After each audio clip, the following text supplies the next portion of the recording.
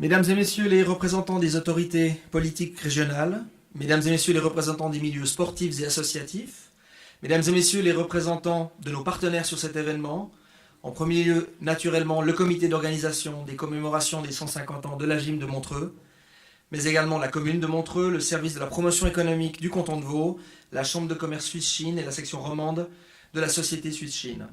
Mesdames et messieurs les invités, chers membres de Promove, cher monsieur Lining, c'est un immense plaisir de vous accueillir ici, au 2M2C, aujourd'hui, pour cette conférence économique sur le thème « Opportunités d'affaires Suisse-Chine » sous l'angle du sport business. Votre présence nombreuse traduit l'intérêt porté au développement des relations commerciales toujours plus denses entre nos deux pays. Et je m'en réjouis. Depuis le 1er juillet 2014, la Suisse est l'un des rares pays à disposer d'un accord de libre-échange avec la Chine. Cette position privilégiée est le fruit d'une relation amicale soutenue de longue date. Montreux, en particulier, en est le témoin, puisque notre ville est jumelée avec un des quartiers, je crois qu'on s'exprime ainsi, quartier de votre capitale. Excusez-moi, je suis un peu emprunté. Je me reprends. Montreux en particulier est témoin, puisque notre ville est jumelée avec un des quartiers de votre capitale. Monsieur le syndic, hier, exprimait encore l'attachement indéfectible de Montreux à la Chine, puisque la ville serait la ville suisse la plus chinoise, autrement dit, la ville suisse ayant le plus de résidents d'origine chinoise. Nous nous en réjouissons encore une fois. Monsieur Lining nous fait l'honneur d'être présent ici aujourd'hui.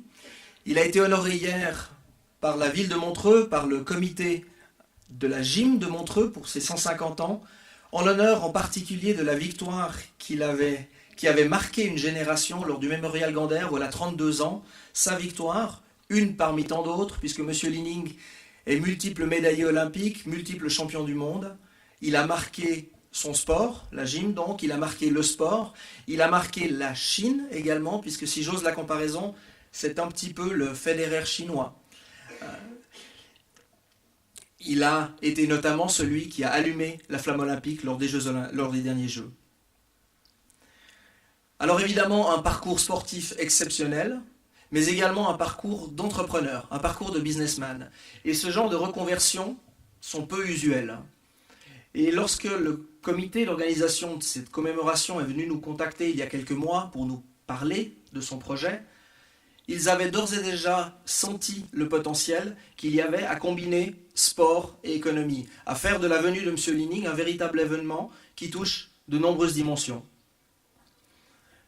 Car, osons le dire, ce n'est pas tous les jours que nous pouvons accueillir le patron d'une immense multinationale au succès international, des milliers d'employés, des centaines de millions de chiffres d'affaires et une marque dont la notoriété va croissante. Nous serons donc extrêmement heureux d'entendre M. Lining nous parler du développement de son entreprise, de sa reconversion. Nous avons eu quelques mots à ce sujet hier lors de la conférence de presse, et je me plais à souligner qu'il a évoqué les valeurs qui sont les siennes et qui étaient les mêmes en tant que sportif qu'en tant que patron d'entreprise. Je suis persuadé qu'il l'évoquera également. Notre modérateur pour cet après-midi sera M. Julian Gornal-Todd. M. Gornal-Todd est d'origine luxembourgeoise. Il parle naturellement le chinois et le français, mais également l'anglais et l'allemand. Je suis un peu envieux, je dois dire. Il a surtout travaillé pendant 8 ans pour le Comité international olympique, basé en Chine, où il a modéré de nombreux événements, y compris en direct à la télévision nationale chinoise, en particulier dans le domaine du sport et du sport business.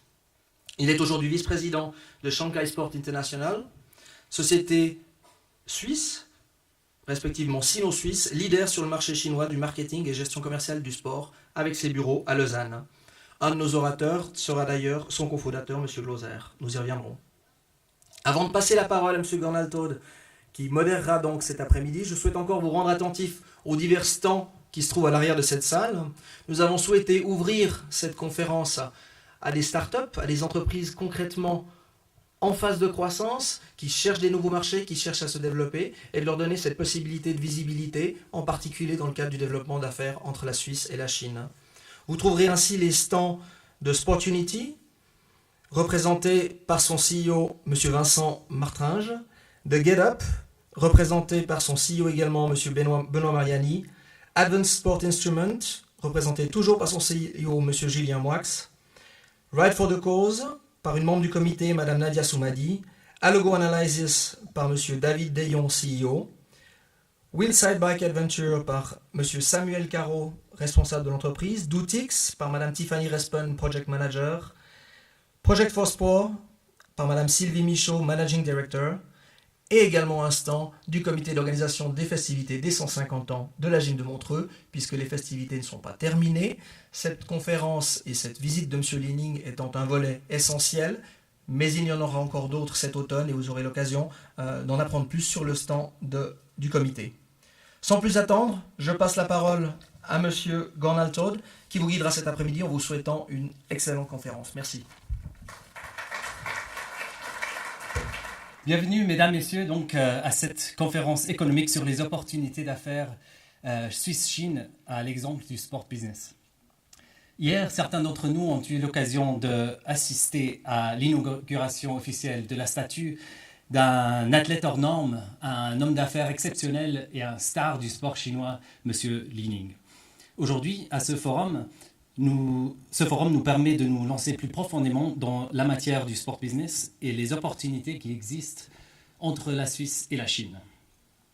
Avant de commencer, permettez-moi d'introduire le déroulement de l'événement cet après-midi. Nous aurons le plaisir d'écouter les interventions non seulement de M. Li Ning lui-même, mais aussi d'autres orateurs qui sont à la pointe du sport business et de la collaboration entre la Suisse et la Chine. Après ces interventions, tous les orateurs me rejoindront sur scène pour participer à une table ronde qui durera d'environ 30 minutes. Et je vous inviterai à ce moment de poser des questions, soit sur ce que vous avez entendu aujourd'hui, soit sur d'autres choses reliées à la Chine, au sport, à la Suisse, comme ça vient. Après cela, le président du comité d'organisation 150 ans Montreux Gymnastique vous adressera un mot de remerciement et vous invitera à un apéritif. Comme il y a des interventions aujourd'hui en chinois et en français, vous avez à votre disposition des casques pour la traduction simultanée. Je vous invite donc, s'il y a quelqu'un d'entre vous qui n'a pas encore pris, c'est juste au fond de la salle, il y a des casques qui vous permettra d'écouter les interventions soit en chinois, soit en français. Le canal 1, c'est le français, et le canal 2, c'est le chinois, il me paraît. Sans plus tarder, donc, laissez-moi vous présenter notre premier orateur et hôte de marque. Mythe du monde sportif chinois, il est un des athlètes les plus connus en Chine.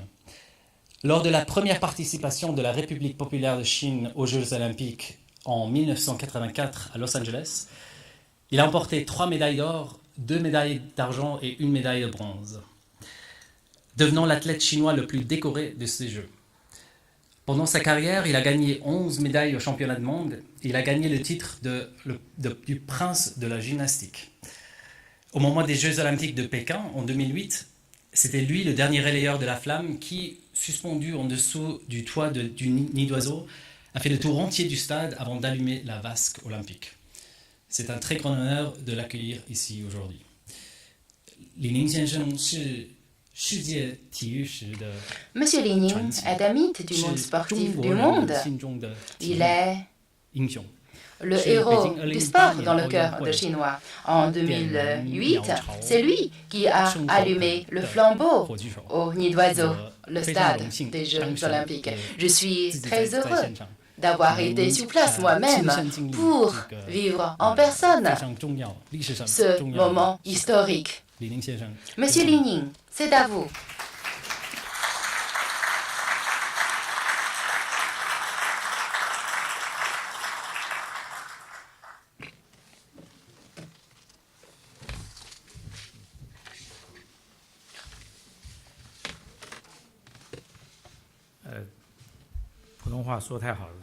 Alors, vous parlez tellement bien chinois, vous me rendez stressé.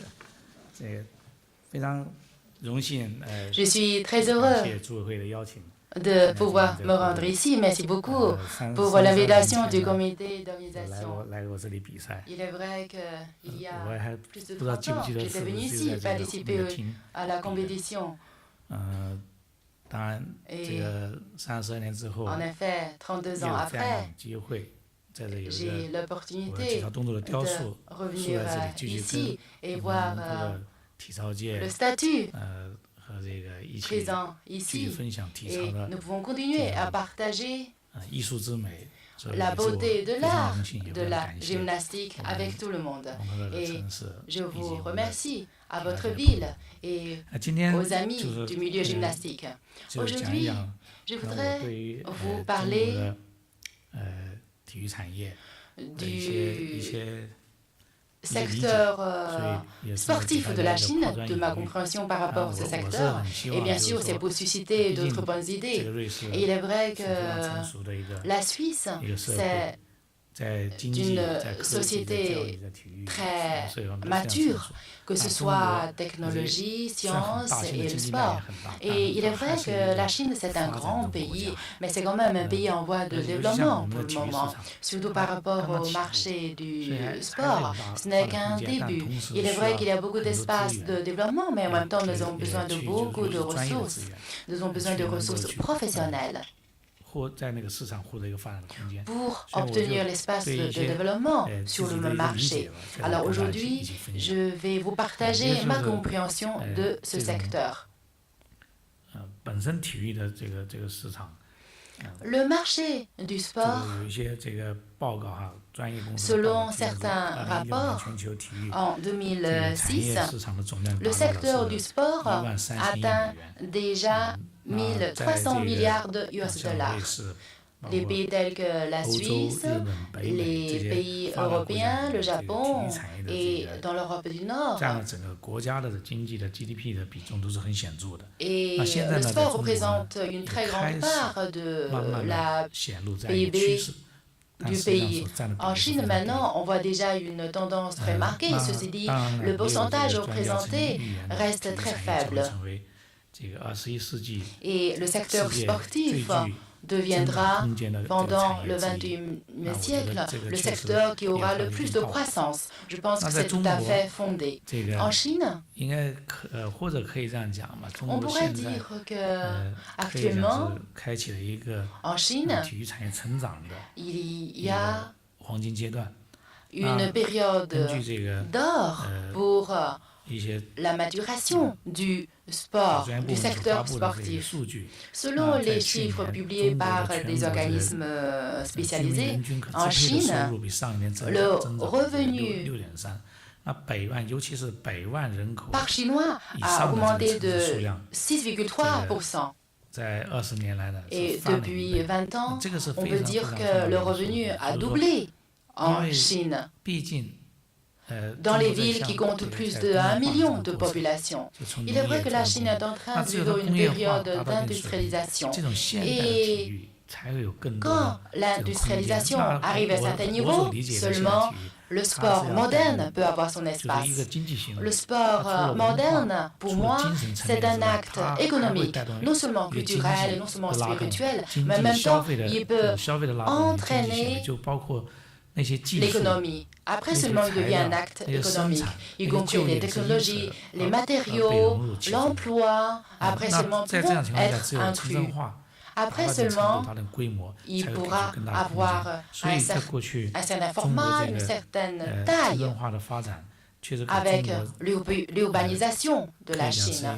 Il est vrai qu'en Chine, l'urbanisation a pu fournir un bon environnement technique pour le sport en Chine. Et puis en même temps, le gouvernement chinois a promu plusieurs politiques, lois pour promouvoir le secteur sportif, y compris le développement du football, des basketballs, et puis la généralisation dans les écoles, par exemple. Il est vrai que ce sont des sports qui auraient dû être généralisés dans les écoles, mais il est vrai que compte tenu de la culture traditionnelle chinoise, que ce soit la famille ou les écoles, on préfère que les enfants passent plus de temps dans les devoirs pour qu'ils préparent les examens et les concours, et par conséquent, ils ont moins de temps pour pratiquer le sport. ce qui fait que le sport s'éloigne de plus en plus des adolescents. C'est pour cette raison aussi que le gouvernement est conscient de ce problème et on est en train d'améliorer et de changer la situation. Et le gouvernement est en train de promouvoir le football pour qu'il arrive dans les campus. Bien sûr, c'est un exemple. En même temps, il y a aussi le basket, le volley, l'athlétisme. Tous les sports commencent à entrer dans les écoles. Ça veut dire que c'est le gouvernement qui les soutient financièrement pour que tous ces sports arrivent au sein des écoles. Il y a aussi des sports qui pourraient être professionnalisés. Par exemple, récemment dans la presse, nous avons pu voir Yao Ming. C'est un grand idole, n'est-ce pas? Il est devenu le président de l'association du basket en Chine. En plus, en personne, il a travaillé dans la réforme du secteur de basket. Je pense que toutes ces réformes ont pu jouer un grand rôle de promotion pour le secteur sportif en Chine. En outre, en Chine, on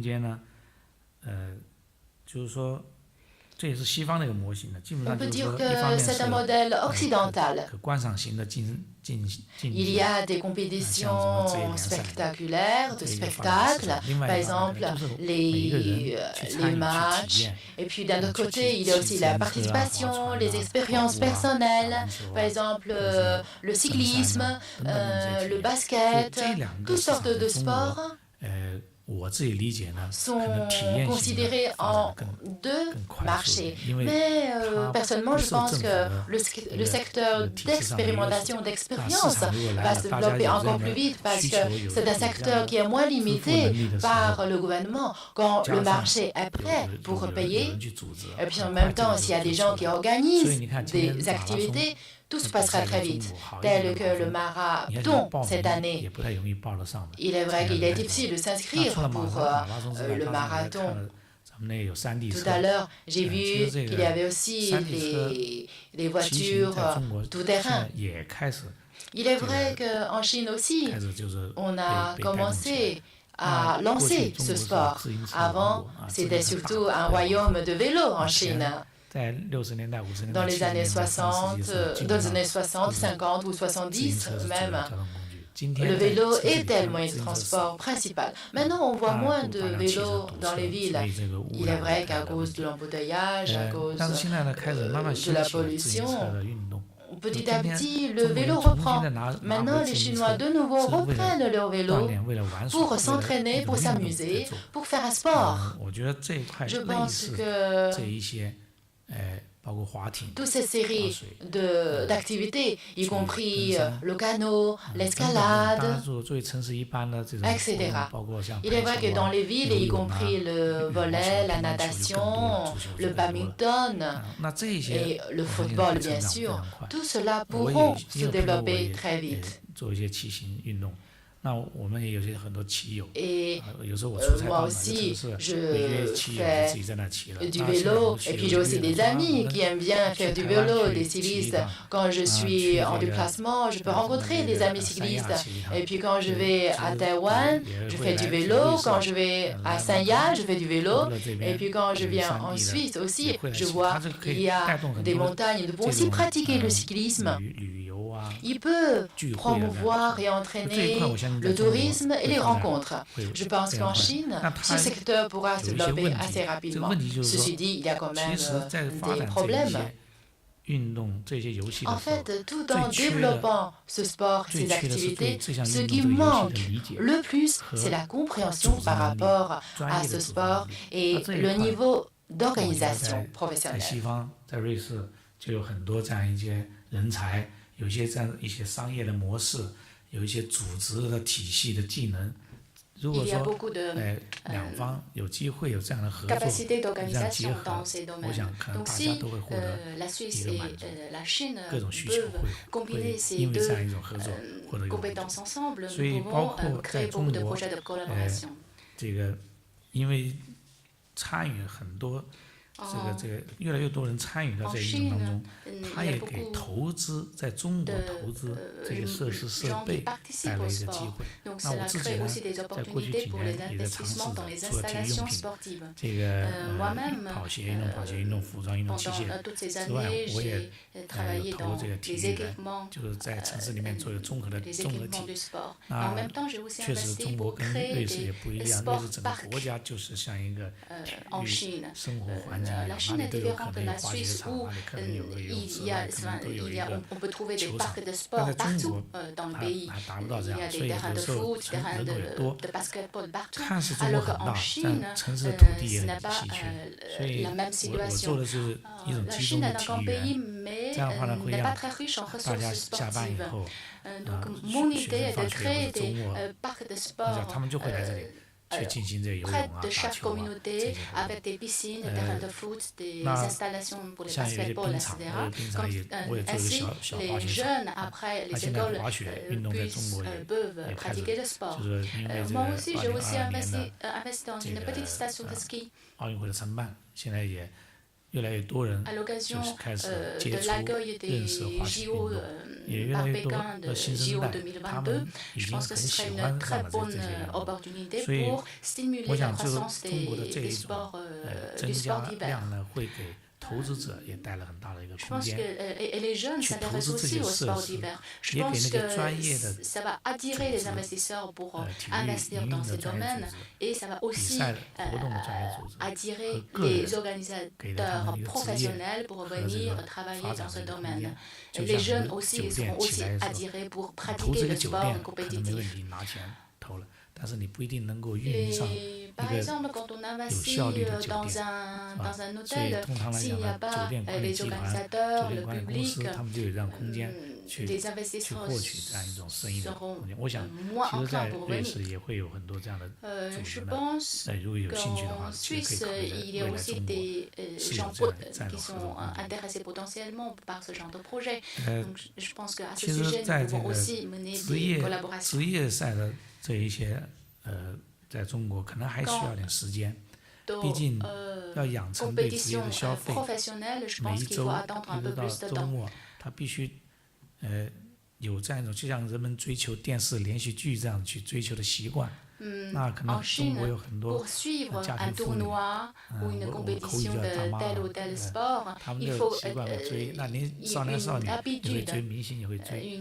那如何去让它变成对于一个职业联赛的这一种持续的追，它需要培养，它需要媒体的培养，那它需要球星的这个造型，也需要对像运动的理解和参与，即便是业余的参与，从小的参与，家庭之间、父子之间、同学之间，这样的话才形成这么一个消费团体。没有这个消费群体的话，你这个观众没能买票，也没人支付，所以他还。我自己理解还需要一个时间，毕竟在中国刚刚开始群众的参与，在这个增加这个趋势，但是这里面也是可以提供给一个大家投资和合作的空间的，有球员的买卖啊，有一些场地的设施，有一些对于赛事推广。有一些运用大数据，或者说是科技的这种链接，使得这个赛事它的这个提升它的这个叫做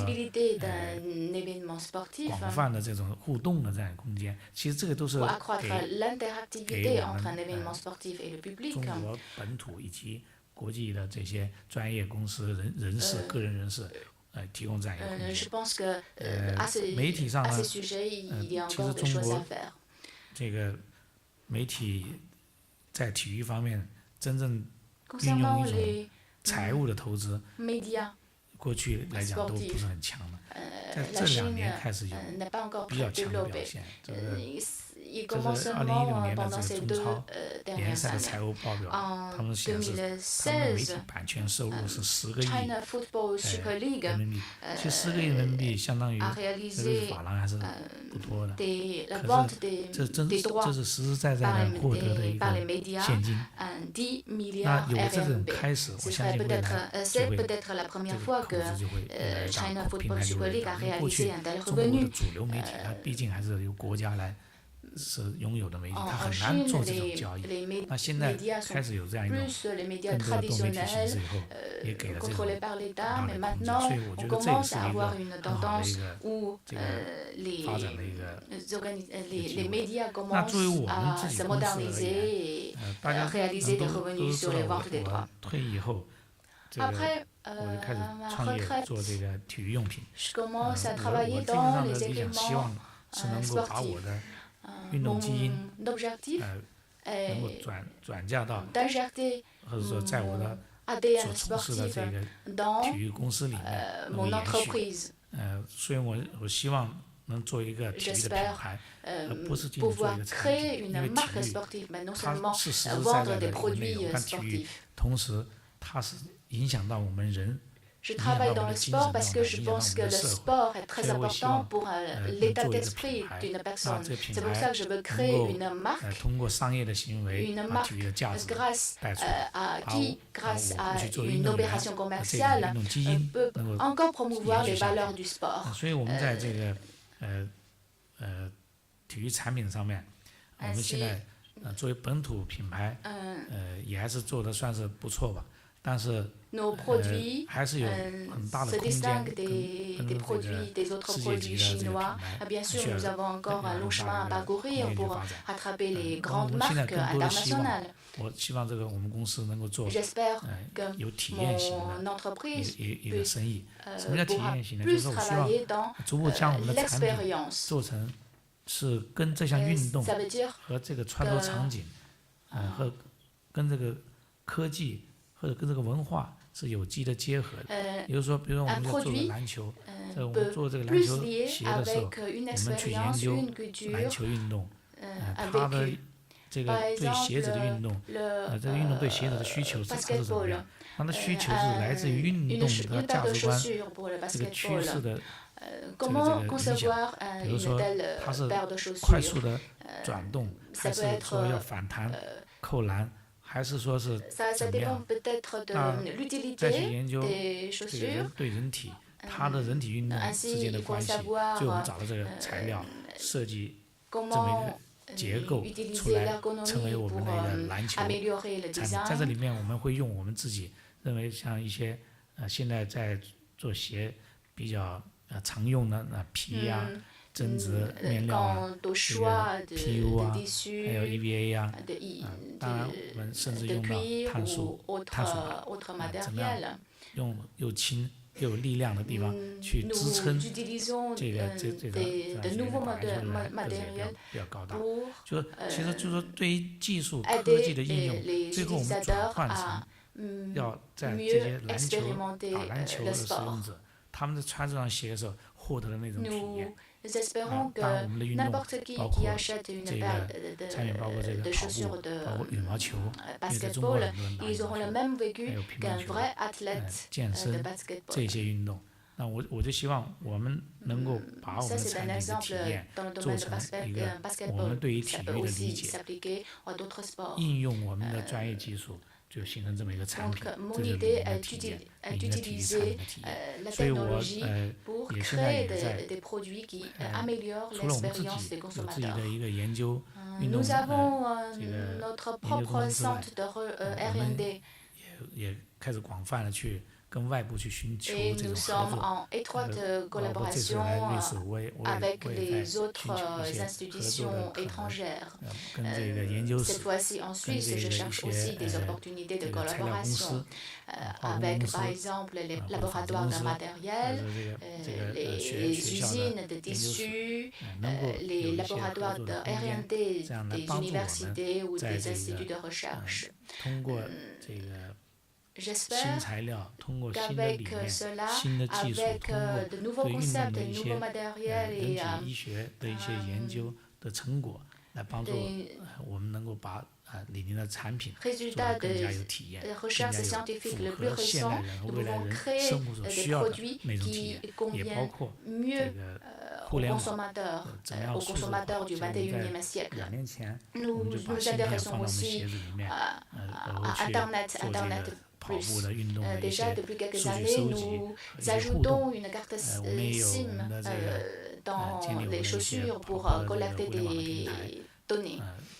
当然我们也更多还是要有些落地，就是说在羽毛球、在篮球，在这个乒乓球、游泳，我们都有我们的一些训练的指导的这些平台，我们有些团队或者是我们自己的或者合作伙伴来加强给这些玩这些参与这运动的这个群体提供一些服务。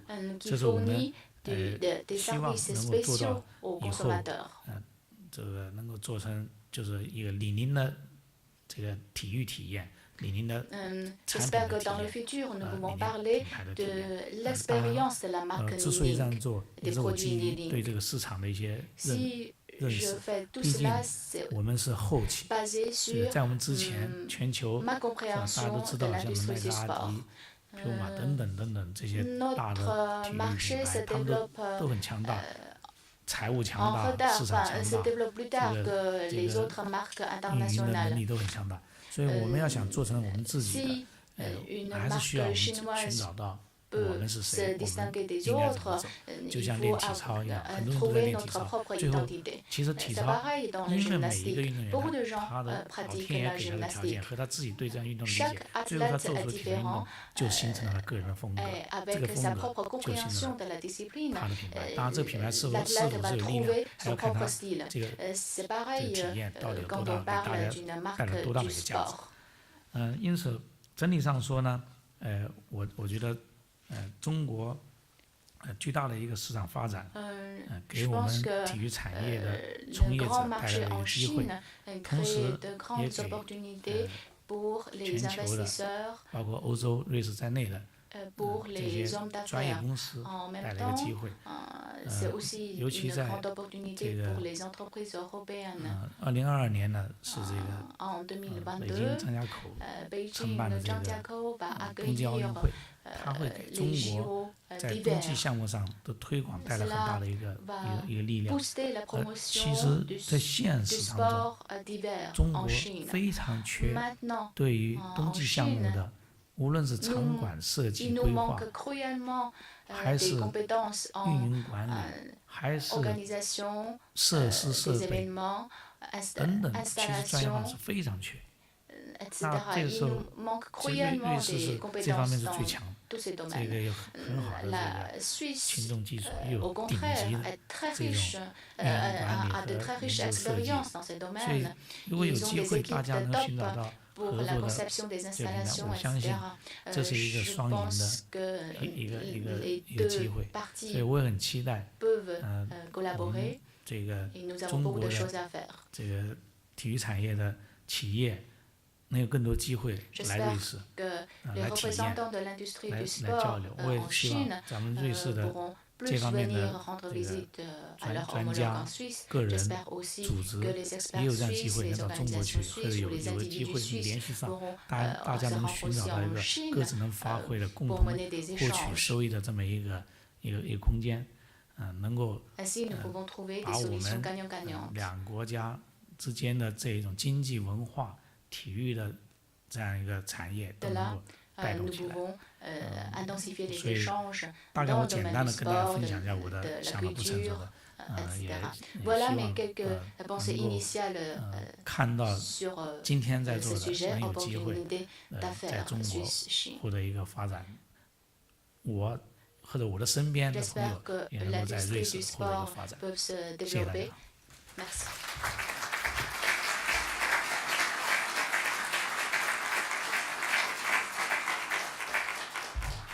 Merci beaucoup, Monsieur Li-Ning. C'est vrai qu'on est témoin des développements extraordinaires dans le secteur du sport en Chine et Monsieur Li-Ning en a vécu beaucoup, d'abord en termes d'athlètes et puis en termes d'hommes d'affaires. Notre deuxième interlocuteur aujourd'hui est M. Stéphane Motta de l'organisation Think Sport. Cette organisation a pour but de créer autour de Lausanne un pôle d'excellence multisectoriel dans le domaine du sport international. M. Motta lui-même a travaillé dans le monde du sport depuis plus de 10 ans, notamment dans le domaine de la communication, du marketing et de la vente des droits de sponsoring et de télévision. Il a travaillé pour des fédérations nationales et internationales et d'autres organisations sportives de renom sur les Jeux olympiques et les universiades. Monsieur Motta, je vous laisse la parole. Merci.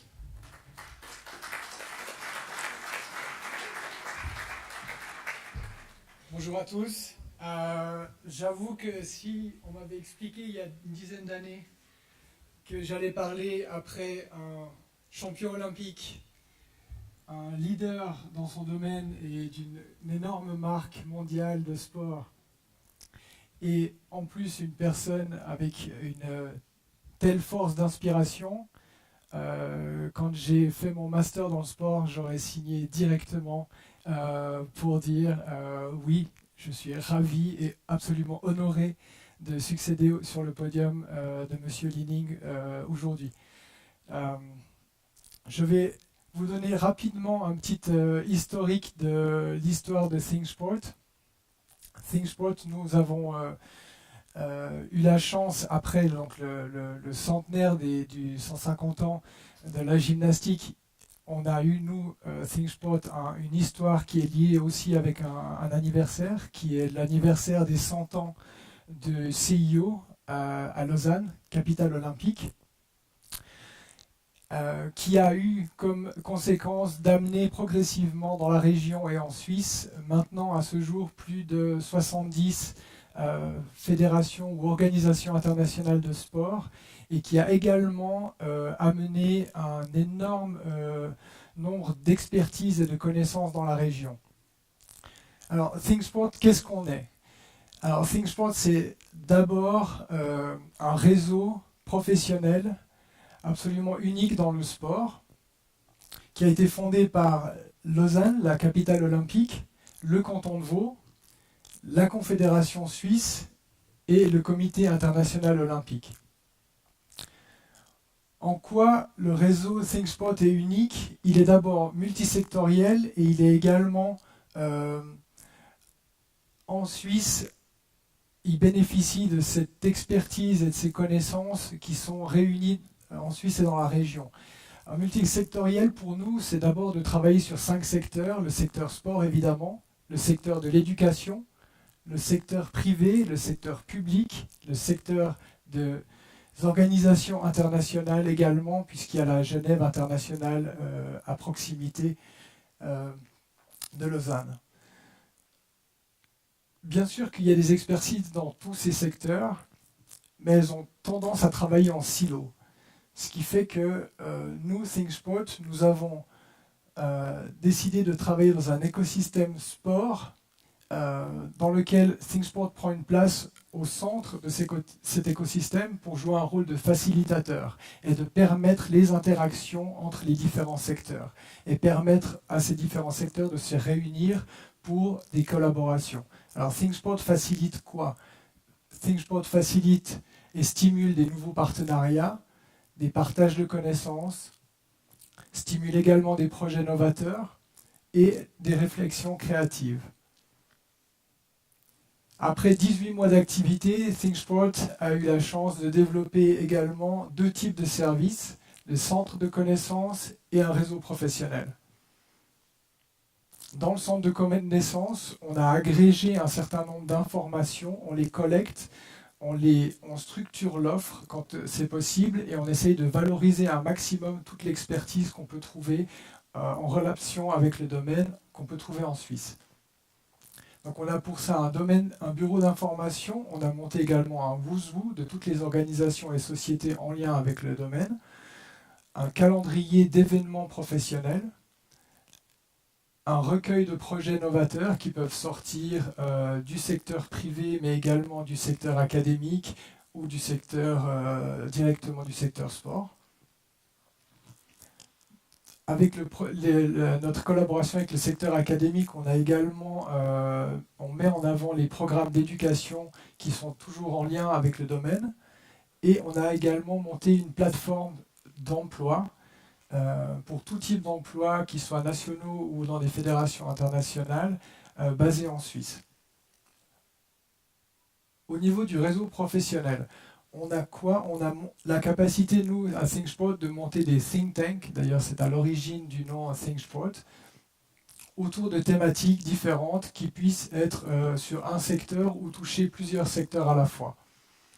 On a monté un groupe sur Internet autour du sport et de l'innovation, qui est un premier groupe qui fonctionne assez bien avec des contributeurs qui donnent des avis, qui lancent des pistes de réflexion sur différentes thématiques ou différents services ou produits. Et également des événements. Alors, on a pour la première année la chance de monter une série d'événements qui a commencé au début de l'année avec Accelerate, pour lequel on est venu en soutien d'un événement qui est co-organisé par l'ISTS, la CVCI et Innovo. Un événement qui s'appelle Sport Futur Rendez-vous, en co-organisation avec l'Université de Lausanne, qui est une plateforme de débat et de discussion sur le futur du sport, comme son nom l'indique. On a également co-organisé une Sports Fair, une foire à l'emploi dans le sport. En co-organisation avec GF Consulting, on a eu la chance pour cette première édition d'avoir des compagnies et des organisations aussi prestigieuses que la NBA, la FIFA, l'UEFA ou même encore des grosses entreprises d'agences marketing type IMG ou encore Infront et Team Marketing. En septembre, on aura un Directors Summit qu'on va co-organiser avec un des Big Four, PwC et iSport Connect.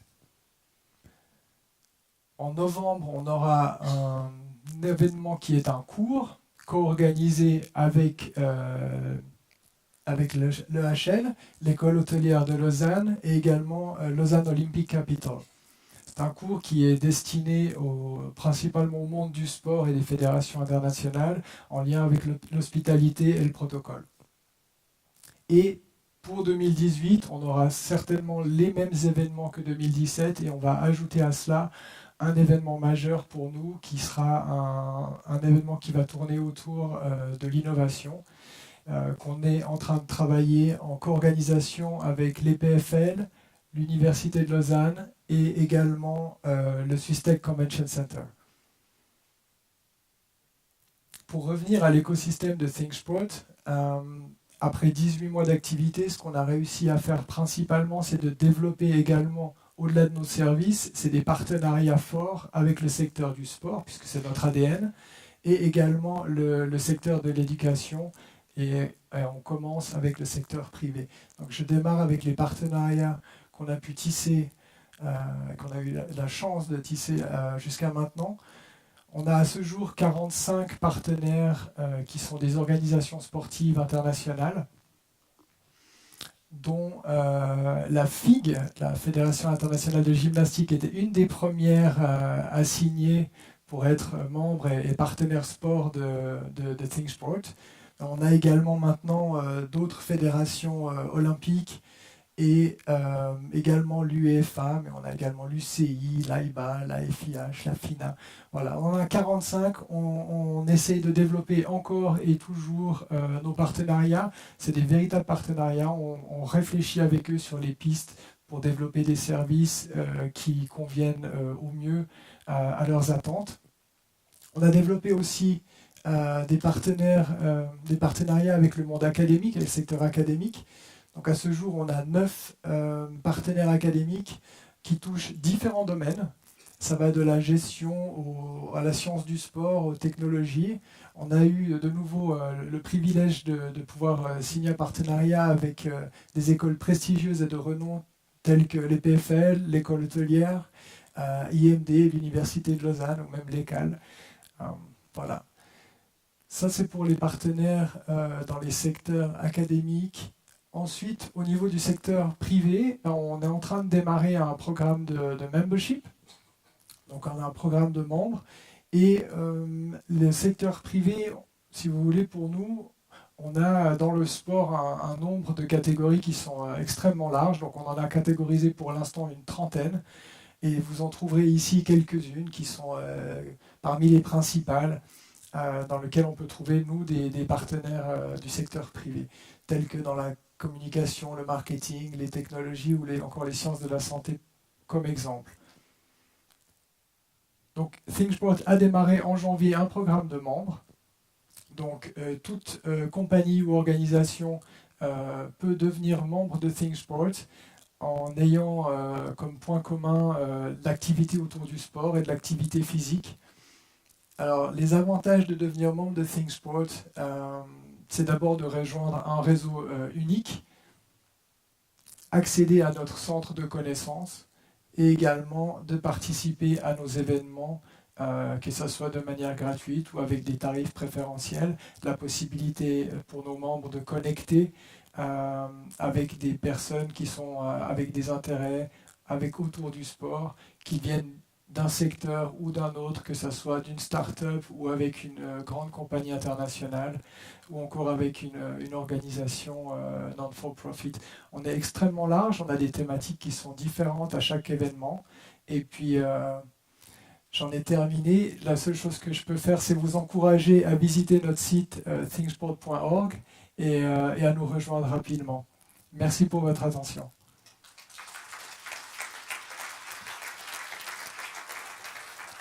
Merci. Merci beaucoup. C'est vrai que, surtout en Chine, beaucoup de gens connaissent Lausanne comme endroit, comme siège du CIO, mais c'est vrai qu'il y a plein d'autres organisations qui sont là, qui sont importantes dans le monde sportif. Notre prochain interlocuteur est M. Alain Graff, de l'organisation Switzerland Global Enterprise. C'est une association de droit privé fondée en 1927 en tant qu'Office suisse d'expansion commerciale. Aujourd'hui, c'est une organisation à but non lucratif qui réunit plus que 2200 membres et gère 22 Swiss Business Hubs dans le monde. C'est ainsi que presque 5000 PME suisses ont obtenu un appui en 2016 dans le domaine de la promotion des exportations. M. Graff lui-même a 15 ans d'expérience en Chine et a travaillé pour 2 PME suisses dans le domaine des machines-outils à Taïwan et à Shanghai. Avant de revenir en Suisse depuis un mois en tant que consultant Asie chez SGE, basé à Lausanne, il était chef du Swiss Business Hub Chine à l'ambassade suisse durant 5 ans. Monsieur Graff.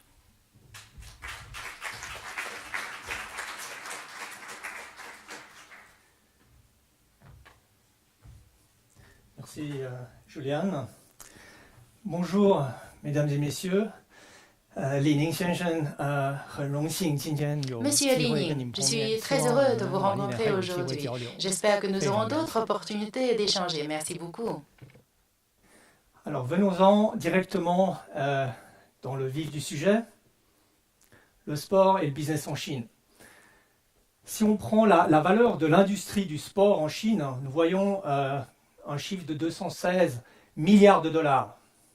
Alors 216 milliards de dollars, c'est 2 fois moins que la valeur aux États-Unis, mais c'est beaucoup plus que la valeur de la même industrie au Japon ou en Allemagne. Ça, c'est les chiffres actuels. Ce qui est intéressant, ce sont les colonnes 2 et 3, qui représentent des chiffres pour la Chine qui sont légèrement inférieurs aux autres pays industrialisés. Donc la colonne 2, ça représente la proportion de l'industrie du sport par rapport au PIB. Donc on est à 1,9%, donc inférieur aux autres pays industrialisés. Pour la troisième colonne, on voit la participation active des Chinois dans le sport. Alors ça veut dire quoi active? Ça veut dire une fois par semaine que la population fait au moins une fois par semaine du sport. D'accord? Donc on est à 33%, 33,9%, donc ce qui est également inférieur aux autres pays industrialisés. Donc on voit qu'il y a encore de la marge vers le haut. Alors 216 milliards, ça représente quoi? De quoi parle-t-on? On parle principalement à 80% d'équipements de sport qui sont liés évidemment à la pratique du sport journalière. Donc c'est je dirais une pratique du sport participative. Les gens vont faire du badminton, vont faire de la course à pied, etc. Ils ont besoin d'équipements et d'articles de sport. Donc c'est cela de quoi on parle et aussi ce qui est lié au fitness. Donc ça, 80% du marché actuel, ce sont ces articles de sport et ces équipements. Ça, je trouve, c'est une carte assez intéressante. Ça représente l'activité sportive des Chinois en général par province. Alors, on voit que les provinces en rouge, les régions en rouge et les provinces en jaune sont les provinces les plus sportives. Donc, on est au-dessus de la moyenne de la population chinoise. Et donc, en tant que PME suisse, si vous êtes actif dans ce domaine, si vous êtes actif dans le domaine des articles de sport, ben évidemment, moi, je me positionnerai évidemment à l'est, donc dans les zones côtières de la Chine, ou bien au centre, en Mongolie intérieure, le Shanxi, le Sichuan ou à Chongqing. J'aime beaucoup ce graphique. On a parlé de ski, M. Lining a également parlé du ski. Si nous regardons l'évolution du nombre de stations de ski en Chine. Alors, en 2000, il n'y en avait pratiquement pas. Et en 2015, on arrive à 568 stations de ski. 2017, on est déjà, si je ne me trompe pas, à 650. Donc, entre 2000 et 2017, on est parti pratiquement de zéro. Et on arrive maintenant à 650 stations de ski. Alors évidemment, 650 stations de ski, ça représente des stations de petite importance et de grande importance. Alors petite, évidemment, il y a des stations avec un ski lift ou deux ski lifts, d'accord. Mais les stations de ski avec plus de 4 ou 5 ski lifts, il y a quand même 80 stations de cette grandeur, donc ce qui est quand même assez important. Ensuite, si on regarde le nombre de journées ski, alors, qu'est-ce que ça veut dire? Ça veut dire voilà, le nombre de jours où une personne va skier. Donc, une personne elle va 3 jours, ben, c'est 3 journées ski. Si elle va qu'une fois, c'est une journée de ski. On arrive si on regarde depuis l'an 2000, évidemment, pratiquement zéro. D'accord? Et on arrive en 2015 à 12 millions de journées ski. Et en 2016-2017, saison 2016-2017, c'était un chiffre de 15 millions de journées ski. Alors, ça veut dire quoi par rapport à la Suisse ou à la France, par exemple? En Suisse, on est environ à 24 millions de journées ski et en France à 52 millions. D'accord? Donc, on est encore assez loin du compte par rapport à la France ou à la Suisse, mais il faut voir l'évolution. On part de zéro en 2000 et on arrive à 15 millions en 2017. Donc, on peut raisonnablement envisager l'avenir de façon plutôt positive pour le marché du sport, pour l'industrie du sport en Chine, et ce d'autant plus que Pékin va organiser les Jeux Olympiques d'hiver en 2022, comme M. Lining l'a mentionné. Alors, je rebondis sur ces Jeux Olympiques pour vous présenter un événement, une activité que Switzerland Global Enterprise, avec le Business Hub Chine, a organisé en février de cette année. Qu'est-ce que nous avons fait? Nous avons organisé des visites sur les sites olympiques, d'accord, avec 12 compagnies suisses. Donc 12 compagnies suisses, des PME et également des grandes sociétés ont participé à notre mission de reconnaissance. Il y avait également des associations, il y avait Suisse Ski, Suisse Olympique, il y avait la Chambre de commerce et également la commune de Bagne. Donc nous étions 16, 40 personnes en tout, nous avons loué un bus, c'était une grosse course d'école, pendant 3 jours. On a fait 5 sites, et lesquels? 5 stops, 5 étapes. La première, nous avons rencontré le comité d'organisation des Jeux Olympiques. On a été accueillis par le président, par le general manager, M. Suda, qui nous a accueillis avec son team. L'idée principale, c'était pour nos sociétés de pouvoir se présenter à chaque étape. Donc pendant les 3 jours, à chaque fois qu'on rencontrait soit un comité d'organisation ou une station de ski, la compagnie avait 3 à 4 minutes pour se présenter à la partie chinoise. La partie chinoise présentait son point de vue, la situation actuelle et les besoins futurs. Deuxième étape, c'est la région de Yanqing qui fait partie de Pékin, où auront lieu les compétitions de ski alpin, de bobsleigh et de luge. Donc là, nous voyons la délégation à son complet, une 40aine de personnes. Comme vous voyez, il fait beau, bleu ciel. Ça, c'est aussi Pékin, c'est aussi la Chine. Croyez pas seulement ce que vous voyez dans les journaux. Des fois, c'est magnifique. Et plus qu'une fois. Troisième étape, on se dirige vers le nord, pas très loin de Pékin, à 2-3 heures, dans la province du Hebei, à Zhangjiakou Chongli, où auront lieu les compétitions de ski freestyle, snowboard et cross-country. Là, nous avons organisé également un séminaire avec les autorités locales, avec le comité d'organisation des Jeux Olympiques pour la province du Hebei. Nous avons eu l'honneur d'avoir le vice-gouverneur du Hebei qui est venu, et il y avait également des sociétés chinoises. À cette occasion, il y a eu la signature d'un protocole d'entente entre la commune de Bagne et Chongli. Après cela, on s'est rendu dans une station de ski qui s'appelle Genting Resort Secret Garden. Alors, comme on peut voir, il y a une vingtaine de pistes de ski qui sont, je dirais, pour certaines relativement simples et d'autres bien, je veux dire, des bonnes rouges pour dire les choses comme elles sont en Suisse. Donc, on peut se faire plaisir pendant un week-end. Il n'y a pas de problème. Les activités sont nombreuses. Il y a d'excellents équipements. C'est du Doppelmayr Caraventa, tout neuf. Et l'hôtel en bas des pistes est magnifique. C'est un énorme chalet avec environ 2 à 300 chambres, avec 3-4 restaurants. Donc voilà, pas de problème, vous pouvez vraiment vous faire plaisir. Là, on a rencontré le chef des opérations, un Suisse, M. Bellonhager, qui nous a présenté l'état des lieux et puis les besoins futurs de la station. En nous rendant à la 5e étape, qui est la station de ski de Taihu, nous sommes arrêtés au village olympique. Voilà, je vous présente le village olympique, le futur village olympique. En Chine, tout va très vite. D'accord ? Donc actuellement, il n'y a rien, mais vous en faites pas, tout sera prêt à temps.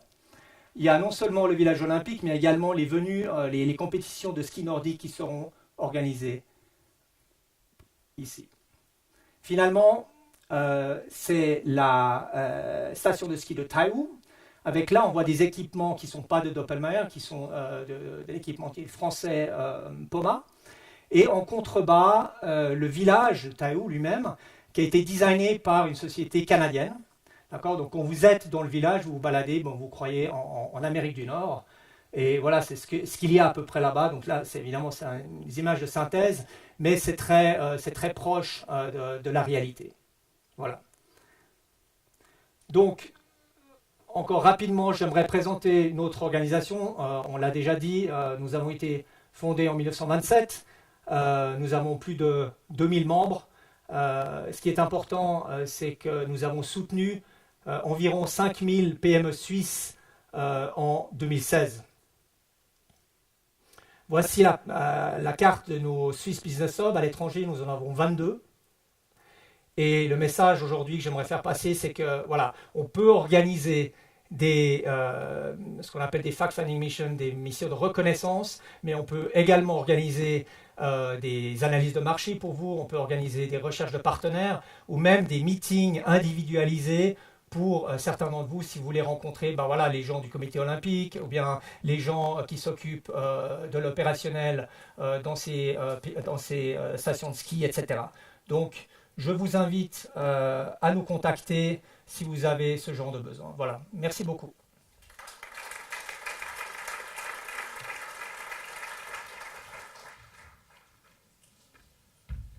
Merci beaucoup, merci. On vous remercie surtout pour les photos des venues futures de Pékin 2022 et en plus des ciels bleus qui existent effectivement à Pékin. Le prochain orateur est mon collègue Olivier Gloser. Il est le cofondateur de Shanghai Sport, société leader dans la gestion et commercialisation du sport pour le marché chinois. Shanghai Sport a été fondé en 2010 en Chine comme société sino-suisse. Avec des bureaux à Pékin, à Lausanne et à Zurich, Shanghai Sport commercialise les droits et développe le sport professionnel dans les domaines du sponsoring, des médias, de la billetterie et du merchandising.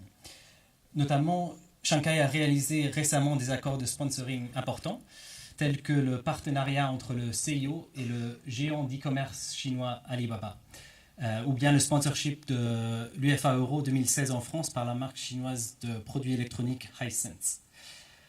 Olivier Gloser a grandi dans la région à Lausanne et a fait ses études à l'EPFL, puis obtenu un MBA à Harvard. Il a commencé sa carrière comme ingénieur en Californie dans une société de haute technologie. Basé à Pékin depuis 2003, il a géré le fonds capital risque de sociétés américaines dans la technologie et les médias en Chine avant de démarrer Shanghai Sport. Il siège également au conseil d'administration de SwissCham, la chambre suisse de commerce à Pékin. Depuis l'ouverture des bureaux de Shanghai Sport à Lausanne, il partage son temps entre la Suisse et la Chine. Et donc on est très content qu'aujourd'hui il partage son temps ici en Suisse. Monsieur Gloser.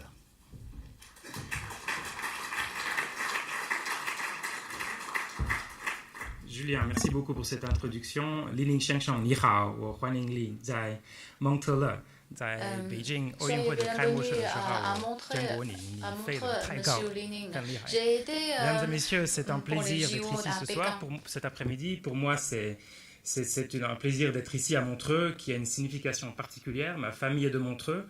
C'est à Montreux que j'ai célébré le mariage avec ma femme chinoise, qui a en fait démarré mon aventure en Chine. Donc pour moi, c'est très, très intéressant d'être de retour ici. Ce que j'aimerais faire, c'est parler, Julien a mentionné, nous avons parlé, notre société a été fondée en 2010, et nous avons vu en fait sur les 3 dernières années une accélération dans le sport tout à fait remarquable. Certains des orateurs précédents ont parlé des chiffres. Ce que j'aimerais faire dans une première étape, c'est expliquer un peu quels sont les moteurs et les catalystes derrière ces changements. Certains ont été évoqués par M. Li-Ning. Ensuite, j'aimerais parler de spécificité du marché chinois. Pourquoi, en fait, il y a autant de sociétés qui se développent elles-mêmes dans ce marché. Ensuite, expliquer pourquoi les sociétés chinoises recherchent et s'internationalisent dans le domaine du sport. Parler un peu de l'Internet, qui est un domaine extrêmement important et qui touche tellement de choses. Et finalement, un petit éclairage, un cas d'étude sur le partenariat entre Alibaba et le CIO.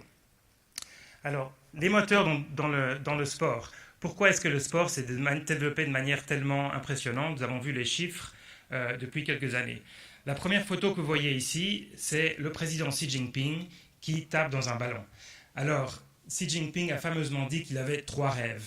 Le premier, c'était pour la Chine participer à la Coupe du Monde. Le deuxième, c'était d'être pays hôte de la Coupe du Monde. Et le troisième, c'était de gagner la Coupe du Monde.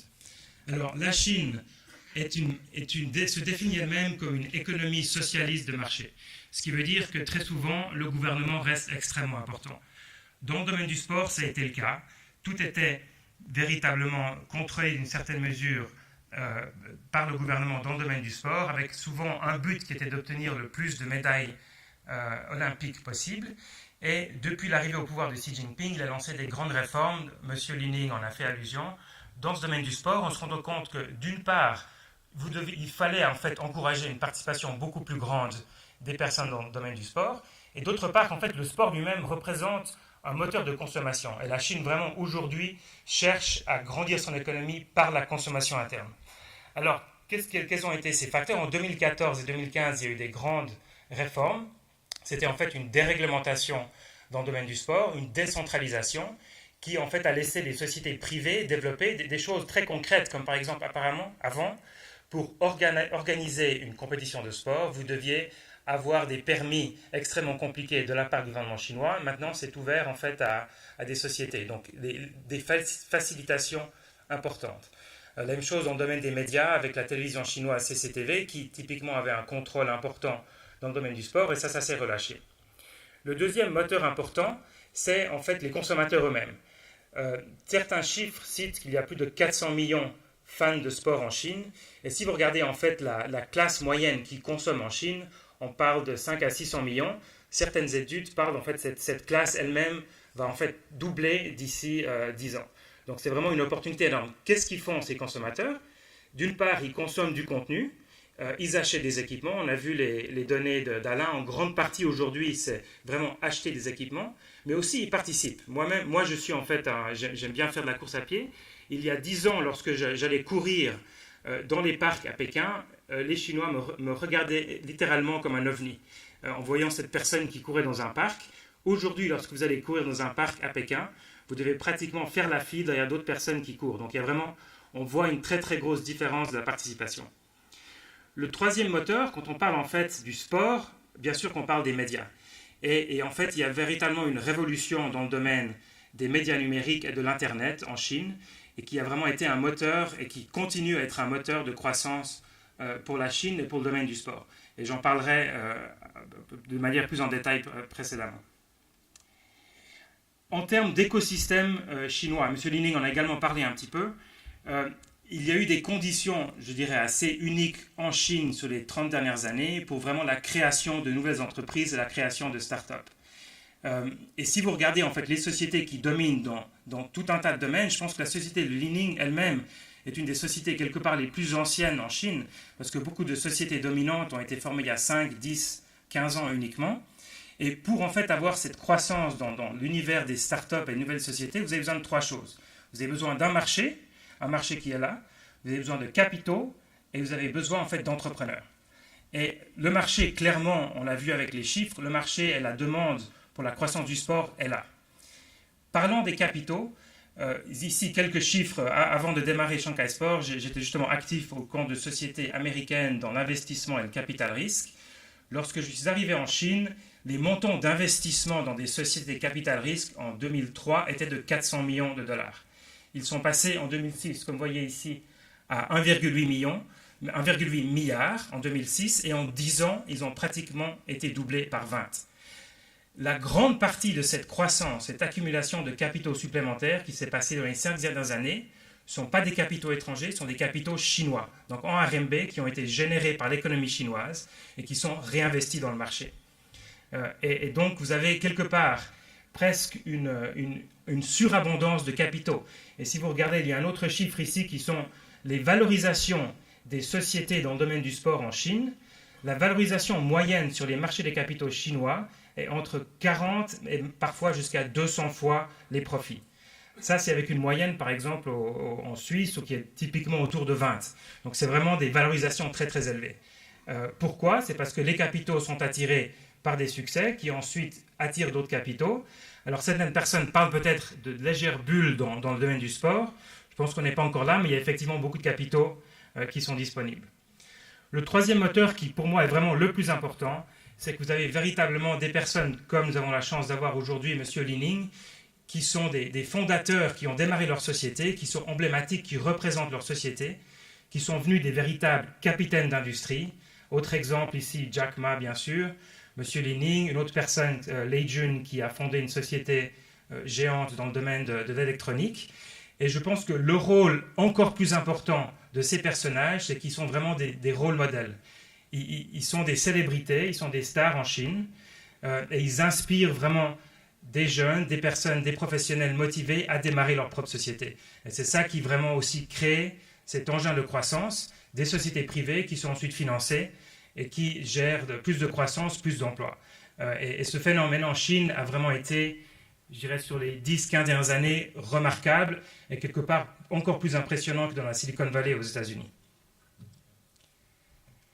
Alors, on a parlé de ces sociétés. Certaines de ces sociétés sont devenues des sociétés dominantes en Chine en par elles-mêmes. Et quelque part, la prochaine étape la plus logique, c'est l'internationalisation. C'est en fait, maintenant qu'ils ont conquis le marché chinois, de partir à la conquête des marchés étrangers. Et sur les 4-5 dernières années, nous avons vu beaucoup d'activités dans ce domaine, spécifiquement dans le sport. Il y a eu quelque part en fait 3 vagues. Le tableau ici est un peu une sorte de liste d'achat, je dirais des transactions principales, mais bien sûr il y en a beaucoup d'autres. La première vague a été en fait l'achat des sociétés chinoises qui ont acheté des sociétés spécialisées dans le domaine du sport. Une de ces transactions qui a quelque part un peu ouvert le bal de ces investissements, c'était la société Wanda. Nous avons eu la chance avec Shanghai d'être le conseiller de cette société sur l'acquisition de Infront. Ils ont acheté cette société suisse basée à Zug, justement un peu pour obtenir beaucoup de savoir-faire et de connaissances. Donc il y a eu, juste après ça, ils ont acheté une société qui s'appelle WTC. Vous connaissez peut-être plus sous le nom de Ironman. Ils ont en fait acheté la marque et le concept du triathlon Ironman pour le développer davantage en Chine. La deuxième vague a été un peu celle ce qu'on appelle des clubs de foot, c'est-à-dire des sociétés chinoises qui se sont mis à acheter ou faire des investissements minoritaires dans des clubs de foot principalement européens, qui étaient en fait un peu des trophées quelque part. Et la troisième vague qui vraiment maintenant bat son plein, c'est des sociétés chinoises, et ça c'est une sorte d'investissement différent, qui deviennent sponsors d'événements majeurs. Alors pourquoi est-ce que les sociétés chinoises font ce genre de choses? Il y a 3 raisons que je mets ici. La première, c'est que si vous regardez dans le monde entier le classement des 100 plus grosses marques dans le monde, donc les marques qui ont le plus de valeur, en premier vous trouvez Apple, Google, Facebook, Microsoft et Coca-Cola. Et la première marque chinoise dans 88e place, c'est la société Huawei. Alors il y a quelque part un disconnect entre la puissance des sociétés chinoises, ce qu'elles représentent pour les consommateurs, et le fait que souvent ces sociétés ne sont pas connues à l'étranger. Et le marketing sportif, et de devenir sponsor, est un outil fantastique pour faire ça. C'est ce qu'ont fait les sociétés japonaises dans les années 80, comme Sony et autres. C'est ce qu'ont fait des sociétés comme Samsung, ont tenu partenaire des Jeux Olympiques dans les années 2000, et c'est un véhicule fantastique. Si vous regardez la photo ici, vous connaissez peut-être le fameux but extrêmement célèbre de notre compatriote Shaqiri, qui est un des plus beaux buts de l'Euro l'année passée, et en fond d'écran, sur le LED, vous voyez des caractères chinois. Et ça, c'était la société Hisense qui était devenue sponsor de l'Euro l'année passée. C'est intéressant de voir des caractères chinois parce que ça vous dit qu'en fait, ils étaient quelque part aussi intéressés à faire de la publicité en Chine. Et ça, c'est en fait le moteur, historiquement, un des moteurs en fait pour les sociétés chinoises de devenir sponsors d'un point de vue international. C'était souvent pour un peu quelque part jouer dans la cour des grands, montrer au marché domestique chinois qu'ils étaient en fait des sociétés établies internationales. Et donc, il y a en fait quelque part le sponsoring, c'est ces 2 moteurs, la croissance internationale, mais aussi quelque part en interne. Le deuxième moteur de ces acquisitions, et ça a été vraiment plus les acquisitions comme Ironman et autres, c'était d'acquérir un savoir-faire, de vraiment apprendre à connaître, et quelque part c'est une manière d'apprendre beaucoup plus rapidement, c'est d'acheter des sociétés et ensuite les intégrer pour vraiment apprendre et savoir comment savoir un savoir-faire de gestion du sport, de gestion des droits. Certains investissements dans le club, c'était aussi ce but, et ensuite de ramener ce savoir-faire en Chine.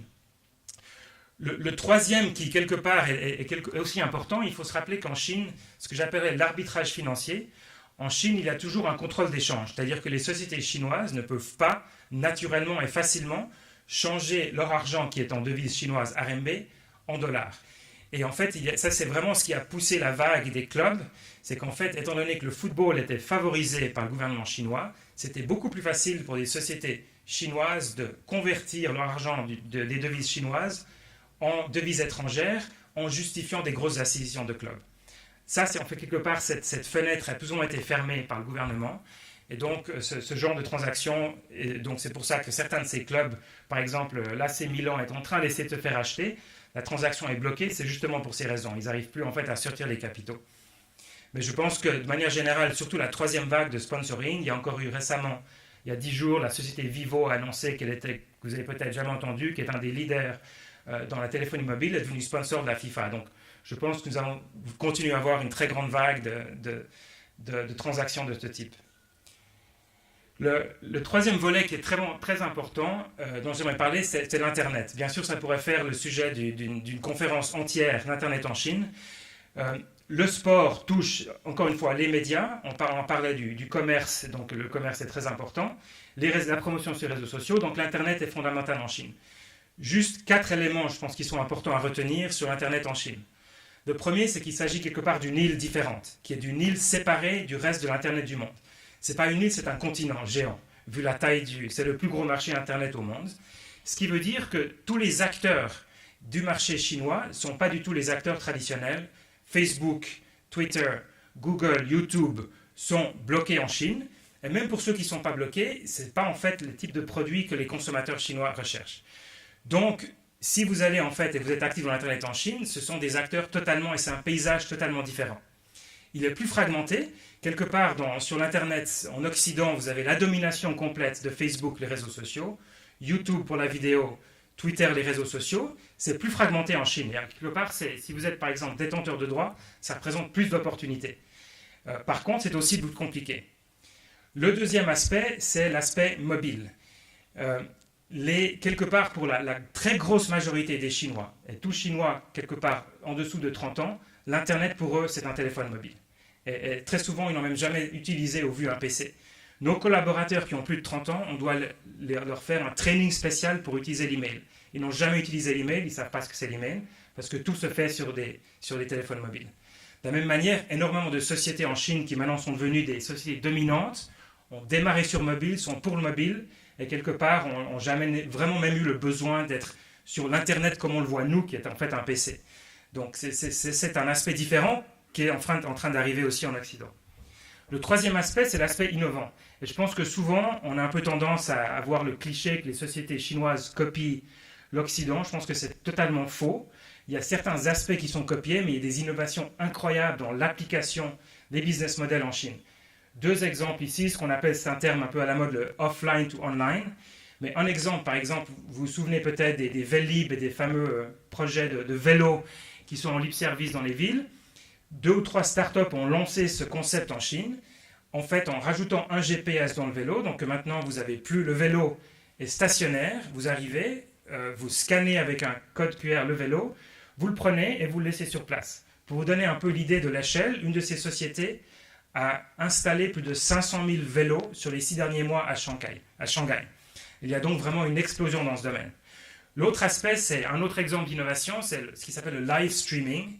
C'est très similaire au concept de Facebook Live, c'est-à-dire qu'il y a à peu près une quinzaine de sociétés en Chine qui sont très actives dans ce domaine, et des plateformes. Vous prenez en fait l'application et vous-même, vous pouvez devenir en fait une sorte de broadcaster et créer votre propre canal. Ce qui est incroyable avec ça, c'est que, d'une part, les chiffres sont incroyables. Vous avez certaines personnes, vidéoblogueurs en temps réel, qui ont des millions, voire des dizaines de millions de followers, et ça devient leur activité principale. Et l'autre aspect, c'est qu'il y a vraiment un business model derrière. C'est-à-dire que maintenant, ces sociétés, souvent, ces personnes arrivent directement à vendre des produits, utiliser ça comme plateforme pour vendre des produits sur Internet, et peuvent gagner énormément d'argent. Et ça amène en fait au 4e volet qui est vraiment fondamental en Chine, c'est l'e-commerce. Alors, on a bien tous entendu parler d'Alibaba. Il faut comprendre que la Chine est le premier marché au monde dans le domaine de l'e-commerce.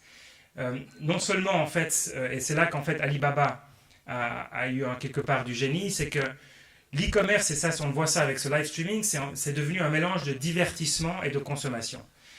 C'est-à-dire que les personnes vont, s'il y a un aspect ludique pour acheter, les personnes qui vont sur Alibaba négocient et discutent avec les vendeurs potentiels, et c'est directement lié aux médias, ce qui fait que les médias, et Alibaba a beaucoup investi dans les médias arrivent à attirer les utilisateurs vers les plateformes et les transactions. Donc la transition se fait de manière totalement naturelle. Et juste pour donner quelques chiffres, chaque année, Alibaba a lancé ce fameux festival qui est aussi un festival de divertissement du 11 novembre qui s'appelle la Journée des célibataires. L'année passée, le 11 novembre, Alibaba, en 24 heures, a vendu pour 18 milliards de produits sur leur plateforme. Ce qui est plus que certaines plateformes font, des grosses plateformes aux États-Unis font en une année. Donc ça reste remarquable. L'Internet est vraiment un moteur de croissance fantastique. Quoi qu'on fasse en Chine, il faut y être présent. Et c'est vraiment cette avancée de l'Internet qui a poussé, qui a été en fait la germe derrière l'idée de ce partenariat qui est assez important entre Alibaba et le Comité international olympique.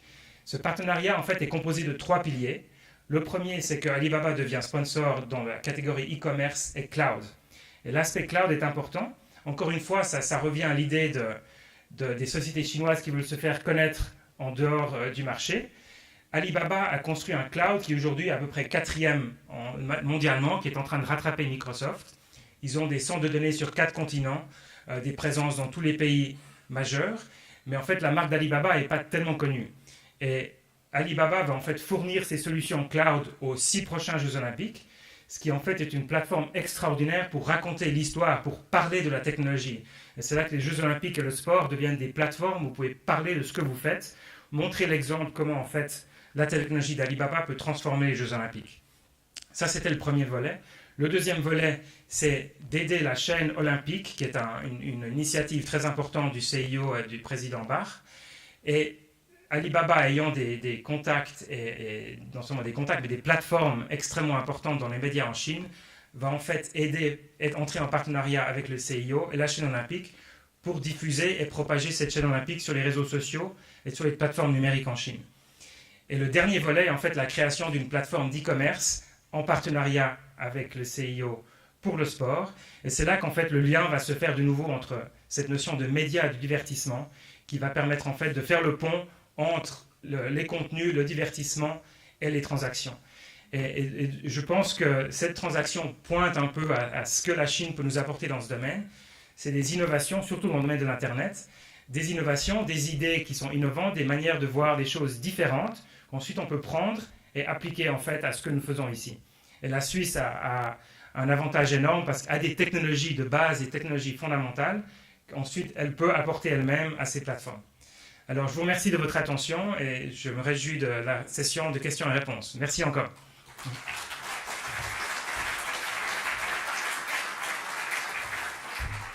Merci beaucoup, nous nous réjouissons aussi parce que j'imagine qu'après ça, il y a pas mal de questions sur tout ce qui bouge en Chine. Notre dernier orateur aujourd'hui est M. Jean-Sébastien Mérieux, responsable des produits à l'entreprise Dartfish. Cette entreprise est le pionnier des solutions d'amélioration de performance à base de vidéos et de données pour le monde du sport.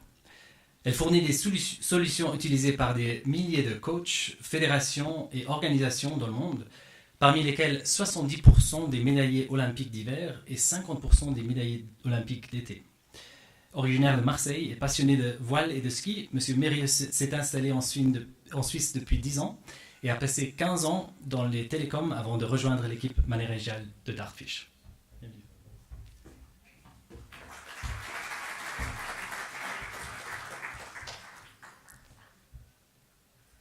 Mesdames et messieurs, bonjour et merci d'être si nombreux à cette conférence. Et je voudrais remercier les orateurs précédents pour toutes les informations particulièrement intéressantes qu'ils nous ont fournies, ne serait-ce d'abord sur l'entreprise Li Ning et le développement de l'entreprise de M. Li Ning, sur les évolutions des Jeux Olympiques d'hiver à Pékin et sur l'évolution du business en Chine. De notre côté, ce que je vais essayer de faire, c'est de prendre le contrepoint de ce flux de la Chine vers la Suisse et de voir comment une petite entreprise suisse essaye de s'internationaliser et pourquoi pas aussi en Chine. Mais donc le but de cette intervention est de parler de l'internationalisation d'une entreprise suisse avec l'exemple du sport. Avant d'aller plus loin, je ne sais pas si vous connaissez un peu l'entreprise Dartfish, donc je vais très rapidement la présenter. Nous sommes une société qui qui a été créée à l'EPFL il y a 17 ans et qui fournit des solutions de performance dans le sport à base de vidéos. Donc pour la présenter, je vous propose une vidéo.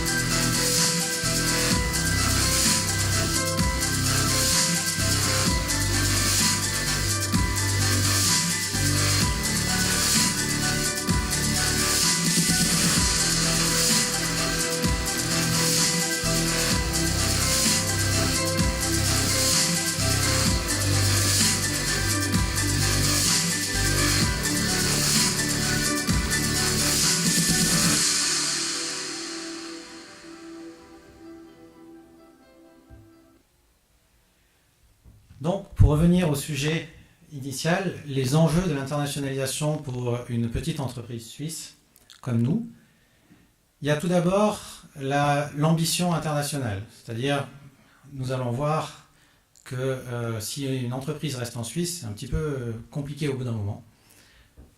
Ensuite, il y a quels sont les avantages et les forces que la Suisse nous donne, et je pense que ThinkSport en a déjà un petit peu parlé. Et enfin, nous verrons les trois, éléments fondamentaux qui nous semble très important quand une entreprise de notre taille décide de se lancer dans l'internationalisation. Juste, ça a déjà été abordé, la Chine a 162 fois la population de la Suisse. Elle est 232 fois plus grande. Donc, on peut voir que la Suisse est comme un petit laboratoire par rapport à un pays grand comme la Chine. Par contre, la Suisse a de gros avantages. Elle a, et ça a déjà été présenté avant, elle a un savoir-faire du sport. C'est un pays qui a été pionnier dans le sport, que ce soit dans l'alpinisme ou dans les sports d'hiver. C'est aussi aujourd'hui un pays où tous les fédérations internationales, le CIO, il y a beaucoup d'organismes internationaux qui sont basés en Suisse dans le monde du sport. Et enfin, tous les sports peuvent être pratiqués. Vous pouvez aujourd'hui aller faire du ski sur le glacier de Zermatt et après venir faire une navigation en bateau sur le lac Léman. Donc, un pays favorisé par son environnement et par son histoire dans le développement du sport. Mais trop petit pour survivre, trop petit pour pouvoir grossir et transformer l'essai. L'international, pour une entreprise suisse, ça représente la capacité à pérenniser l'activité en allant là où les nations fortes dans le sport et dans l'olympisme sont, la Chine, les États-Unis, l'Angleterre. C'est aussi en allant là où les équipes fortes sont. On peut parler du football avec le Real Madrid, mais on pourrait parler du baseball avec les Red Sox ou encore le football américain avec les équipes de Détroit. Et enfin, c'est aller là où les sports dominants sont. Le football, le soccer est dominant en Europe, le football américain est dominant aux États-Unis, le football australien en Australie, et ainsi de suite. Donc s'internationaliser pour grossir et pour pouvoir transformer ce qu'on a développé dans le laboratoire suisse. Une fois cette volonté d'internationalisation réalisée, on a besoin de connaître quelles sont nos forces.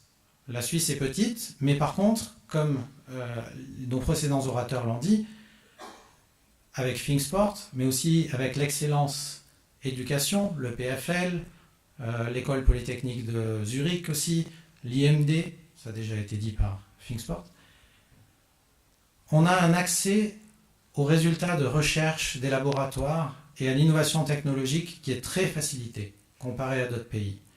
Et malgré tout, il y a un environnement financier et gouvernemental qui permet facilement la transformation d'une innovation technologique dans un laboratoire en une start-up et en une petite société. Donc ça, l'innovation technologique, c'est une des choses de l'ADN suisse, selon moi. Et ça, c'est combiné à une deuxième chose qui fait aussi l'ADN de la Suisse, qui est l'excellence dans le service, dans la qualité et dans la fiabilité. Les deux combinés, innovation technologique, excellence dans la qualité et la fiabilité, font des entreprises suisses, des partenaires qui peuvent se projeter à l'international. Maintenant, on reste à savoir comment se projeter de façon efficace vers l'international.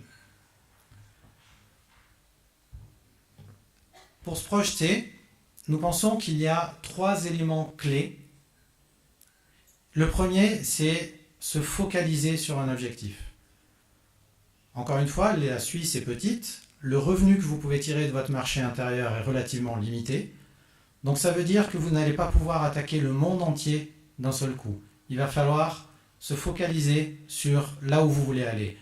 Se focaliser d'abord sur le marché. Est-ce que vous voulez aller dans un pays particulier ou est-ce que vous voulez aller dans un sport particulier? Si vous allez dans le soccer, c'est un sport mondial. Si vous allez en Chine, c'est le pays. La deuxième chose, c'est que ça doit être une décision d'entreprise. Les actionnaires doivent être là pour vous soutenir dans cette phase de développement, les partenaires institutionnels aussi. Le management de l'entreprise doit faire en sorte de développer une organisation qui correspond à cette volonté de s'internationaliser.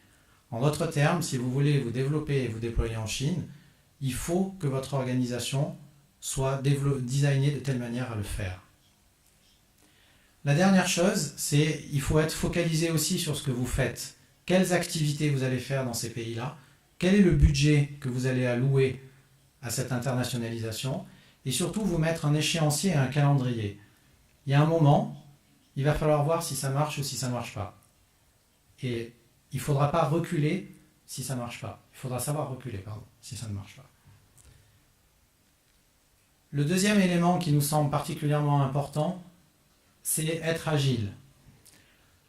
Les besoins dans le sport, même si on a vu, encore une fois, à travers la présentation de Shanghai, ce qui est très intéressant, c'est que les besoins dans le sport, toutes les organisations, tous les fans ont les mêmes volontés partout dans le monde. Les organisations, c'est pouvoir développer les athlètes pour pouvoir gagner des médailles et pouvoir gagner des titres. Les fans, c'est pour pouvoir être de plus en plus immergés dans l'expérience sportive. Donc, il y a une partie globale. Il y a une partie où vous allez définir quelque chose, un produit et une stratégie globalement. Par contre, au moment de la déployer, il va falloir être agile et flexible. Sinon, ça ne marche pas. Donc, il faut pouvoir agir local. Et pour ça, ça veut dire pouvoir connaître les spécialités du pays, les spécialités de chaque sport, savoir est-ce qu'il faut du support, de la formation. Il faut pouvoir développer des réseaux de communication et de vente et d'après-vente qui soient dédiés et qui soient locaux. Pour arriver à faire ça, pour l'instant, nous n'avons pas trouvé mieux que de travailler avec des partenaires. Nous sommes trop petits pour développer et pour déployer nous-mêmes nos technologies partout dans le monde. Donc nous devons travailler avec des partenaires. Et ces partenaires, ils doivent en tout premier lieu avoir une connaissance du marché, à la fois comment le marché réagit, mais à la fois où le marché va. On a vu Alibaba, pour les 6 prochaines années, va travailler avec le CIO. On a vu que pour l'instant, le village olympique de Pékin n'existe pas encore. Pourtant, il sera là et il sera dans les temps. On le sait tous. Donc, cette stratégie, il faut un partenaire qui est capable de vous l'amener. Il faut un partenaire qui est aussi capable d'adapter vos produits et qui connaisse la culture business de son pays. Et enfin, un réseau de contacts pour pouvoir se déployer au sein du pays.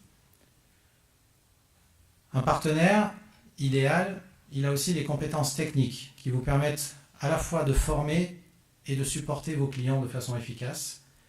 Et enfin, et surtout, il doit aussi jouer le rôle de relais de votre propre voix. Il a une existence propre dans son pays, mais il doit être en mesure de vous aider quand vous travaillez avec des organisations internationales. En travaillant avec des organisations internationales, si vous allez en Chine, si vous allez aux USA, si vous allez ailleurs, vous devez avoir une seule voix, une seule vision que vous délivrez à ce client. Et le partenaire doit vous aider à délivrer cette vision pour pouvoir servir de façon cohérente et professionnelle votre client.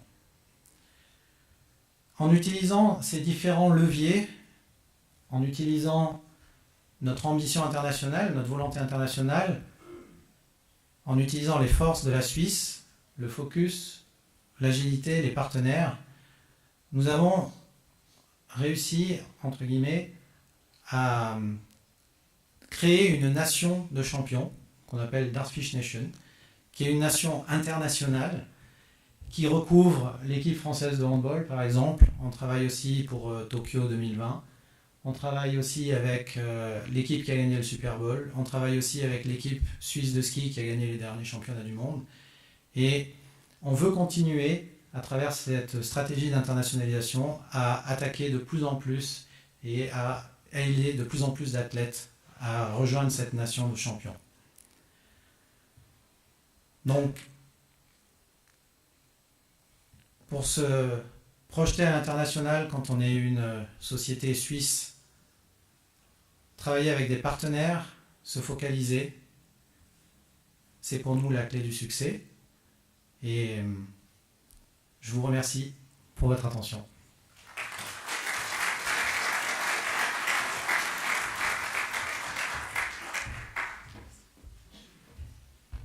Merci beaucoup, Monsieur Mérieux. Vous dites que vous venez d'une entreprise petite, d'un pays petit comparé à la Chine, mais c'est impressionnant que vous avez fait aussi au niveau international. Merci. On vient donc sur notre table ronde pour les questions, pour vous offrir une occasion de demander des questions à nos orateurs. Je pense qu'on a prévu de mettre quelques chaises sur la scène. Donc, merci encore. Je pense qu'on a une vingtaine de minutes pour vos questions. Donc peut-être, juste avant d'inviter des questions de vous tous, je me permets de demander une petite question à Monsieur Li-Ning. Donc encore en chinois, vous m'excusez. Monsieur Li-Ning, maintenant c'est le temps de poser des questions, de débat. Avant de les écouter, permettez-moi de vous poser une question de ma part. Tout à l'heure, pendant votre discours, vous avez parlé du secteur sportif en Chine, des nouveaux phénomène de l'évolution depuis quelques années. Je suis très curieux par rapport à vos expériences à vous. En tant qu'un sportif de haut niveau, vous êtes converti en homme d'affaires très réussi. Alors comment vous avez fait? Nombreux sont les personnes qui pensent qu'en tant que sportif, on compte sur ses compétences personnelles, mais en tant qu'homme d'affaires, il faut compter sur une équipe. Alors vous, comment vous avez pu être à la fois un sportif qui a eu beaucoup de succès et un homme d'affaires qui a eu beaucoup de succès? Merci beaucoup pour votre encouragement. En effet, en tant que sportif, vous savez, il est vrai que gymnaste, c'est plutôt un sportif en solo. Mais il est vrai que c'est un rêve pour moi, que ce soit mes parents, que mes entraîneurs. Chaque fois quand c'est une grande compétition pour représenter l'État, tout le monde avait une attente pour moi. Il comptait sur mes efforts. Mais il est vrai qu'en tant qu'homme d'affaires, c'était mon rêve d'organiser une équipe et je comptais sur cette équipe pour réaliser mon rêve. Je comptais sur eux pour réaliser mon rêve à moi. Il est vrai que c'était un grand défi, c'était très différent. Ceci dit, même dans le gymnastique, il y a aussi une notion collective. Il est vrai qu'une réputation, un succès personnel est devenu tout de suite après une sorte d'honneur collectif, que ce soit l'école ou le pays. C'est toujours un succès pour le pays, pour la collectivité. Il est vrai aussi que dans notre entraînement, c'est important de savoir l'importance de l'équipe et de la collectivité. Quand j'ai commencé à travailler comme affaire, ce qui était le plus important pour moi, c'est de voir comment organiser mon équipe et comment obtenir les résultats. Par exemple, quelle est l'attente du directeur d'achat, quelle est l'attente du directeur financier, quelle est l'attente d'un tel directeur.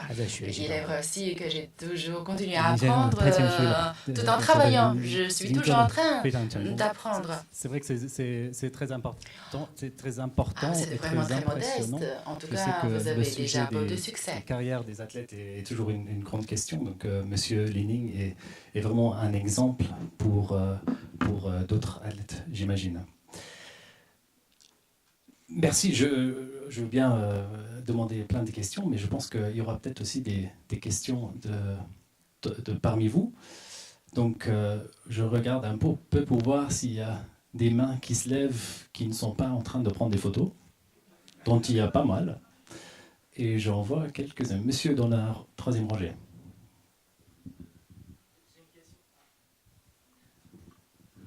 Bonjour, merci. J'ai une question à poser à Monsieur Glauser.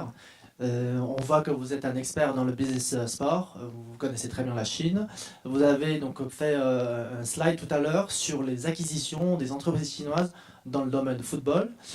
J'ai une question, peut-être, est-ce que vous pourriez nous partager juste un exemple concret que vous avez participé dans ce processus d'acquisition, d'achat ou de discussion? Comment vous avez mis en lien les deux mondes tellement différents? Là, on a mis, il y a des groupes dans d'autres domaines complètement différent que le sport, que le football. Comment est-ce qu'on met en lien, qu'on initie en fait ce genre de discussion, de contact, et jusqu'à la finalisation du projet avec les domaines de business sport, s'il vous plaît. Merci.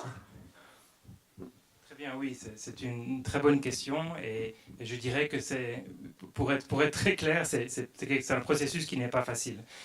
Ce genre de choses en Chine, par exemple l'acquisition d'autres sociétés ou l'acquisition de devenir sponsor, historiquement en Chine est très souvent dirigé vraiment du sommet, au sens où c'est vraiment le dirigeant principal qui quelque part doit avoir une passion pour cette idée, pour cette activité. Et c'est lui, en fait, qui va vraiment générer, être le driver du business. Et je pense que souvent, pour certaines sociétés, la difficulté, c'est que, prenons l'exemple du sponsor, les sociétés américaines ont toutes des départements de sport marketing extrêmement sophistiqués, où ils calculent le retour sur investissement, ils calculent le retour des médias, etc. Et je pense que pour les sociétés chinoises, pour l'instant, bien sûr que ça va changer et que ça va évoluer, c'est quelque part presque plus émotionnel et donc il faut vraiment arriver à atteindre le dirigeant principal pour le convaincre de la vision et de l'idée et c'est en fait de là ensuite que ça part. Alors ensuite en termes d'opération et d'implémentation, bien sûr qu'il y a un aspect de traduction culturelle qui est très très important et qui n'est pas facile. Et c'est là que c'est vrai que pour nous l'avantage d'avoir dans notre équipe, nous avons nous avons créé la société avec l'idée d'une société sino-suisse, avec vraiment à la base des Chinois et des Suisses et des étrangers ou des Européens qui permettent vraiment de faire cette transition. Donc c'est ça un peu, je dirais, la difficulté. Et il faut être patient aussi. Patient, et c'est un peu comme à l'armée, il faut attendre pour ensuite courir et courir pour attendre. C'est-à-dire que tout d'un coup, les choses n'avancent pas et quand elles avancent extrêmement vite parce que les Chinois peuvent avancer extrêmement vite, prendre des décisions très rapides. Et donc, il faut être prêt à attendre et sprinter. Mais c'est passionnant et je pense que c'est que le début. Merci beaucoup. D'autres questions?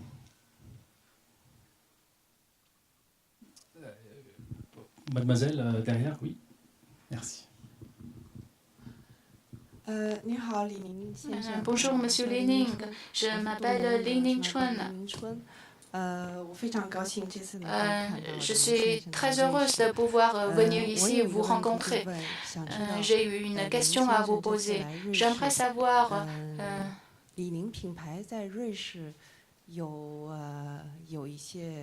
si la marque Li Ning explore des opportunités d'investissement en Suisse. Si oui, quelles seraient ces opportunités? Merci. Cette fois-ci, si je viens ici, c'est pour explorer des collaborations potentielles. J'aimerais rencontrer des entreprises qui travaillent dans la haute technologie du sport, qui travaillent dans la technologie du matériel, qui travaillent dans la formation ou dans l'organisation des événements relatifs au sport d'hiver. J'aimerais échanger avec eux. Peut-être sur ces points-là, avec la marque Li Ning, nous pouvons entamer des opportunités. En fait, je ne viens pas seulement pour la marque Li Ning, mais aussi pour les marques chinoises d'ensemble. Même deux.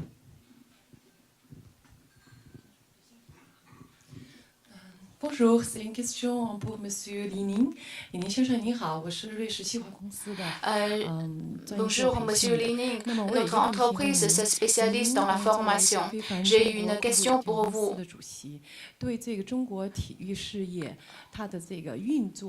Que pensez-vous de l'opération de la formation dans le domaine du sport et ses opportunités potentielles pour collaborer avec la Suisse? J'ai dit tout à l'heure que la Chine n'a pas beaucoup de ressources de formation. Si nous transformons le sport en une industrie, il faut des compétences, il faut des connaissances.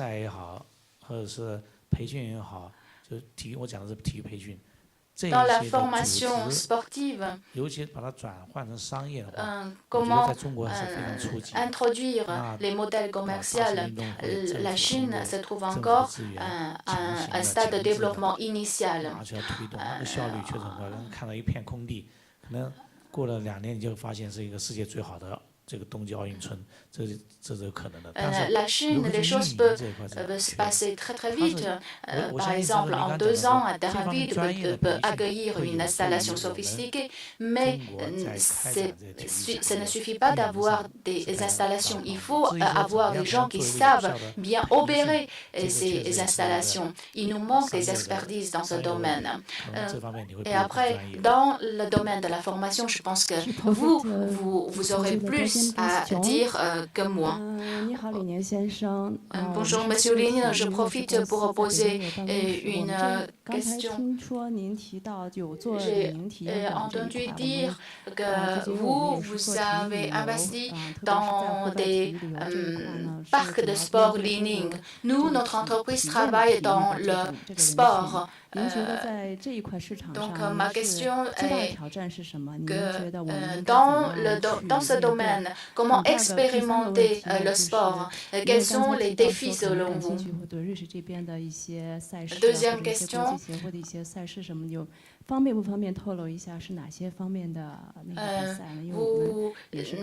avez mentionné qu'il y a beaucoup de matchs organisés entre la Suisse et la Chine. Est-ce que vous pourriez préciser encore plus? Réponse. Je cherche plus des événements dans le domaine du ski alpin, dans d'autres disciplines de sport d'hiver. Bien sûr, ça peut aussi être des sports d'été, mais ce serait moins des compétitions que je recherche, des compétitions professionnelles que je recherche. Si on travaille dans cela en Chine, il faudrait investir davantage dans l'organisation, que ce soit pour un événement participatif ou compétitif. Il faut avoir des installations, il faut un public qui s'intéresse à ce sport, qui pratique ce sport. Tout cela, il faut quelqu'un qui sait bien les organiser. Nous avons pour le badminton, pour le basketball, des événements comme ça. Chaque fois, nous devons mettre beaucoup de temps pour organiser.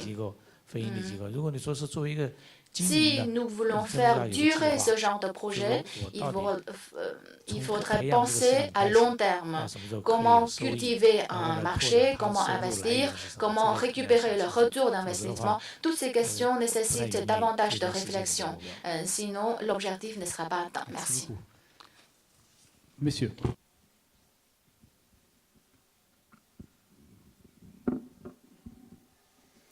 Bonjour, je suis Cyril Jacobsen, je représente l'UCI aujourd'hui. J'ai une question pour Monsieur Li-Ning encore. Déjà, je voudrais vous remercier pour toutes les informations que vous nous avez données. Ce qui m'a frappé dans votre discours, il y a 2 mots qui sont revenus souvent. C'est vraiment une concentration de vos objectifs sur la jeunesse et puis sur la pratique du sport. Alors, j'ai d'abord une information à vous partager, un peu en exclusivité, puisque vous savez, dans 10 minutes, le CIO va annoncer l'intégration de nouvelles disciplines aux Jeux Olympiques de 2020. Parmi elles, il y aura le BMX Freestyle, qui est une nouvelle discipline de l'UCI. Ça sera officiel donc dans 10 minutes. Et nous allons organiser les premiers championnats du monde de BMX Freestyle de l'histoire en Chine, au mois de novembre, à Chengdu, et ceci pour les 3 prochaines années, en partenariat avec Wanda, dont vous avez parlé tout à l'heure. Donc ça, c'est pour l'information. Et la question qui est un peu liée à cette introduction, c'est, d'après vous, Monsieur Li-Ning, quels sont les sports qui ont le plus de potentiel de développement en Chine dans les années à venir, et quels sont les leviers pour ça? Est-ce qu'il faut absolument avoir des champions internationaux, comme ça a été le cas pour le basket ou l'athlétisme? Est-ce que c'est une histoire d'infrastructure, on en a discuté aussi, ou de savoir-faire? ou bien aussi de commodité, de pratique. Enfin, quels sont pour vous les facteurs clés pour qu'un sport émerge en Chine demain?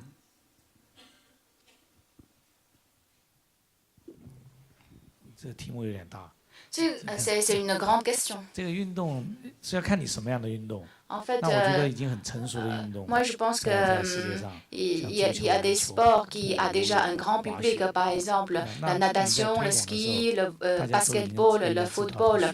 Quand on promeut un tel projet, tout le monde sait ce qu'il faut en ce qui concerne les infrastructures ou la formation. Si c'est un sport que personne ne connaîtra, peu de gens connaissent en Chine, il faudrait travailler encore plus. Si c'est un sport que peu de gens peuvent pratiquer, peut-être vous devez avoir de différentes considérations. Si c'est un sport que de nombreux publics peuvent pratiquer, peut-être vous pouvez contacter les gouvernements locaux ou les écoles locales pour promouvoir.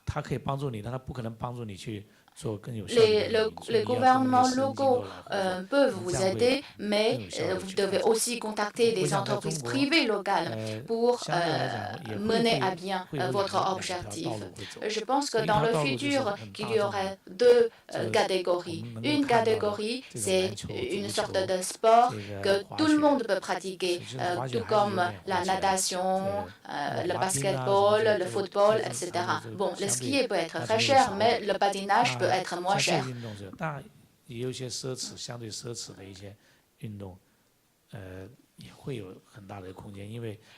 Une autre catégorie, c'est des sports un peu plus chers pour pratiquer.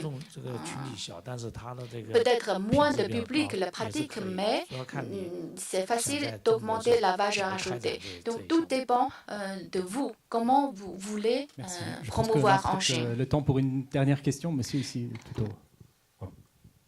Bonjour, je m'appelle Wenqing Zhang.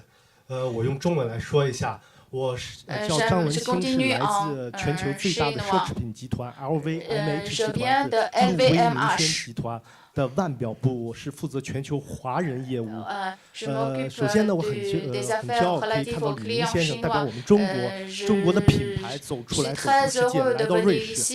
也希望咱们李宁品牌呢，在最快时间能赶上耐克、阿迪达斯这些著名品牌。我还记得在大学学 EMBA 的时候，怎么能把这个阿迪达斯推向世界，超过这个耐克做一个全球战略计划等等。 今天我说这些是为什么呢？也是因为我们泰格豪雅呢，也是中超的官方计时码表。我们宇舶呢也是非法世界杯的官方计时码表。我们宇舶呢也是整个全球欧洲杯、欧冠杯的计时码表。然后也是用了短短10年时间，把它做成了这么高大上的品牌。 那么我想，可能李宁先生呢和我们董事长，整个瑞士制表业的泰斗，也是咱们瑞士的国粹，怎么在他的人生中成功的打造几个品牌？我希望能跟李宁先生有机会一起分享一下，怎么把咱们李宁的品牌推向世界，不光是在咱们中国特别出名，怎么也能推向世界，跟耐克、跟阿迪达斯、跟锐步这些品牌来站在一个起跑线上。这个我希望看看李宁先生有没有时间，可以我约一下我们董事长，到时候大家在一起看看能不能在中国范围内做一些推广。我刚刚从那个苏黎世回来。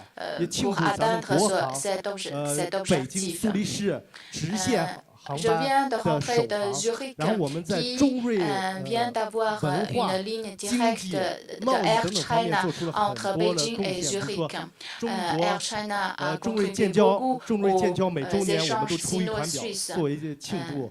Et notre entreprise aussi, chaque fois qu'il y a un événement qui marque les échanges suisse-chinois, notre entreprise fait quelque chose. Par exemple, nous allons présenter une nouvelle montre pour commémorer l'événement. Je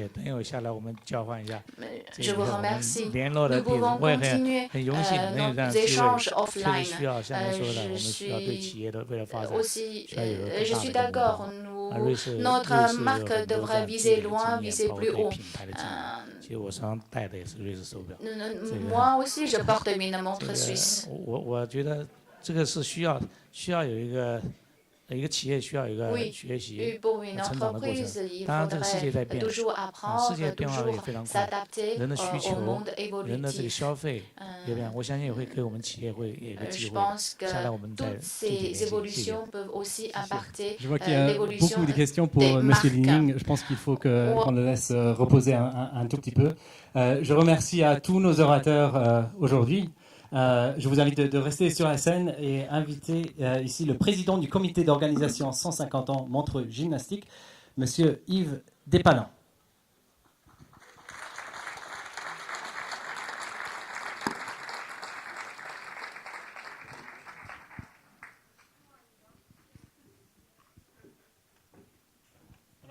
Vous pouvez mettre entre nous ou à côté de nous, on n'a plus le public.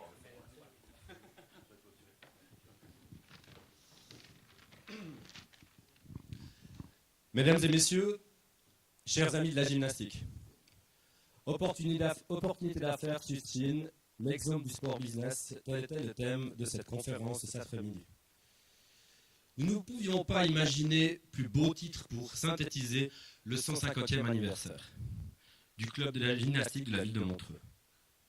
En effet, lorsque nous avons fixé les objectifs de ce jubilé il y a plus de 2 ans, nous avons, dès le début, voulu sortir du simple cadre du sport.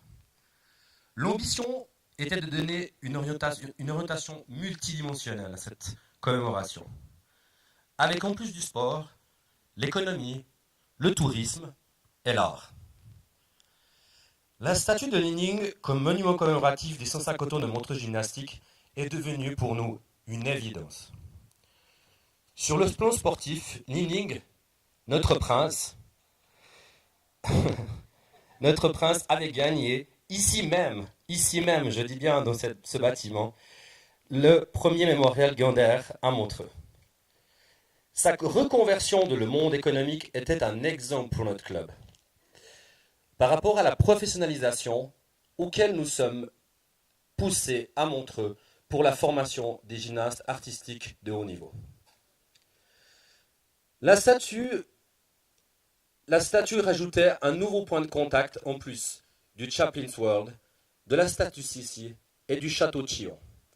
Montreux, première ville chinoise en termes de communauté, première ville chinoise, suisse, pardon, en termes de communauté par rapport à sa population, et surtout aux enjeux du marché chinois pour le tourisme de Montreux-Riviera. Enfin l'art, au sens propre, avec la sculpture, mais aussi l'art de la stratégie marketing et communication, pour promouvoir les 12 événements organisés tout au long de l'année pour ces 150 ans. Cette conférence boucle 4 jours de pèlerinage en Suisse avec mon ami M. Li-Ning. À Berne au Palais fédéral, au CIO, à la Fédération internationale de gymnastique, à l'EPFL ce matin et à Montreux hier pour l'inauguration de cette fabuleuse statue. J'espère vous avoir transmis cette passion qui nous anime et vous avoir convaincu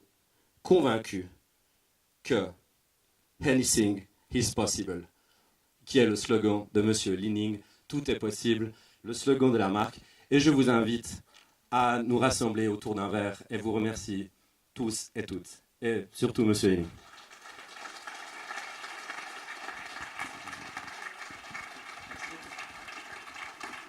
Je vous invite à prendre une photo.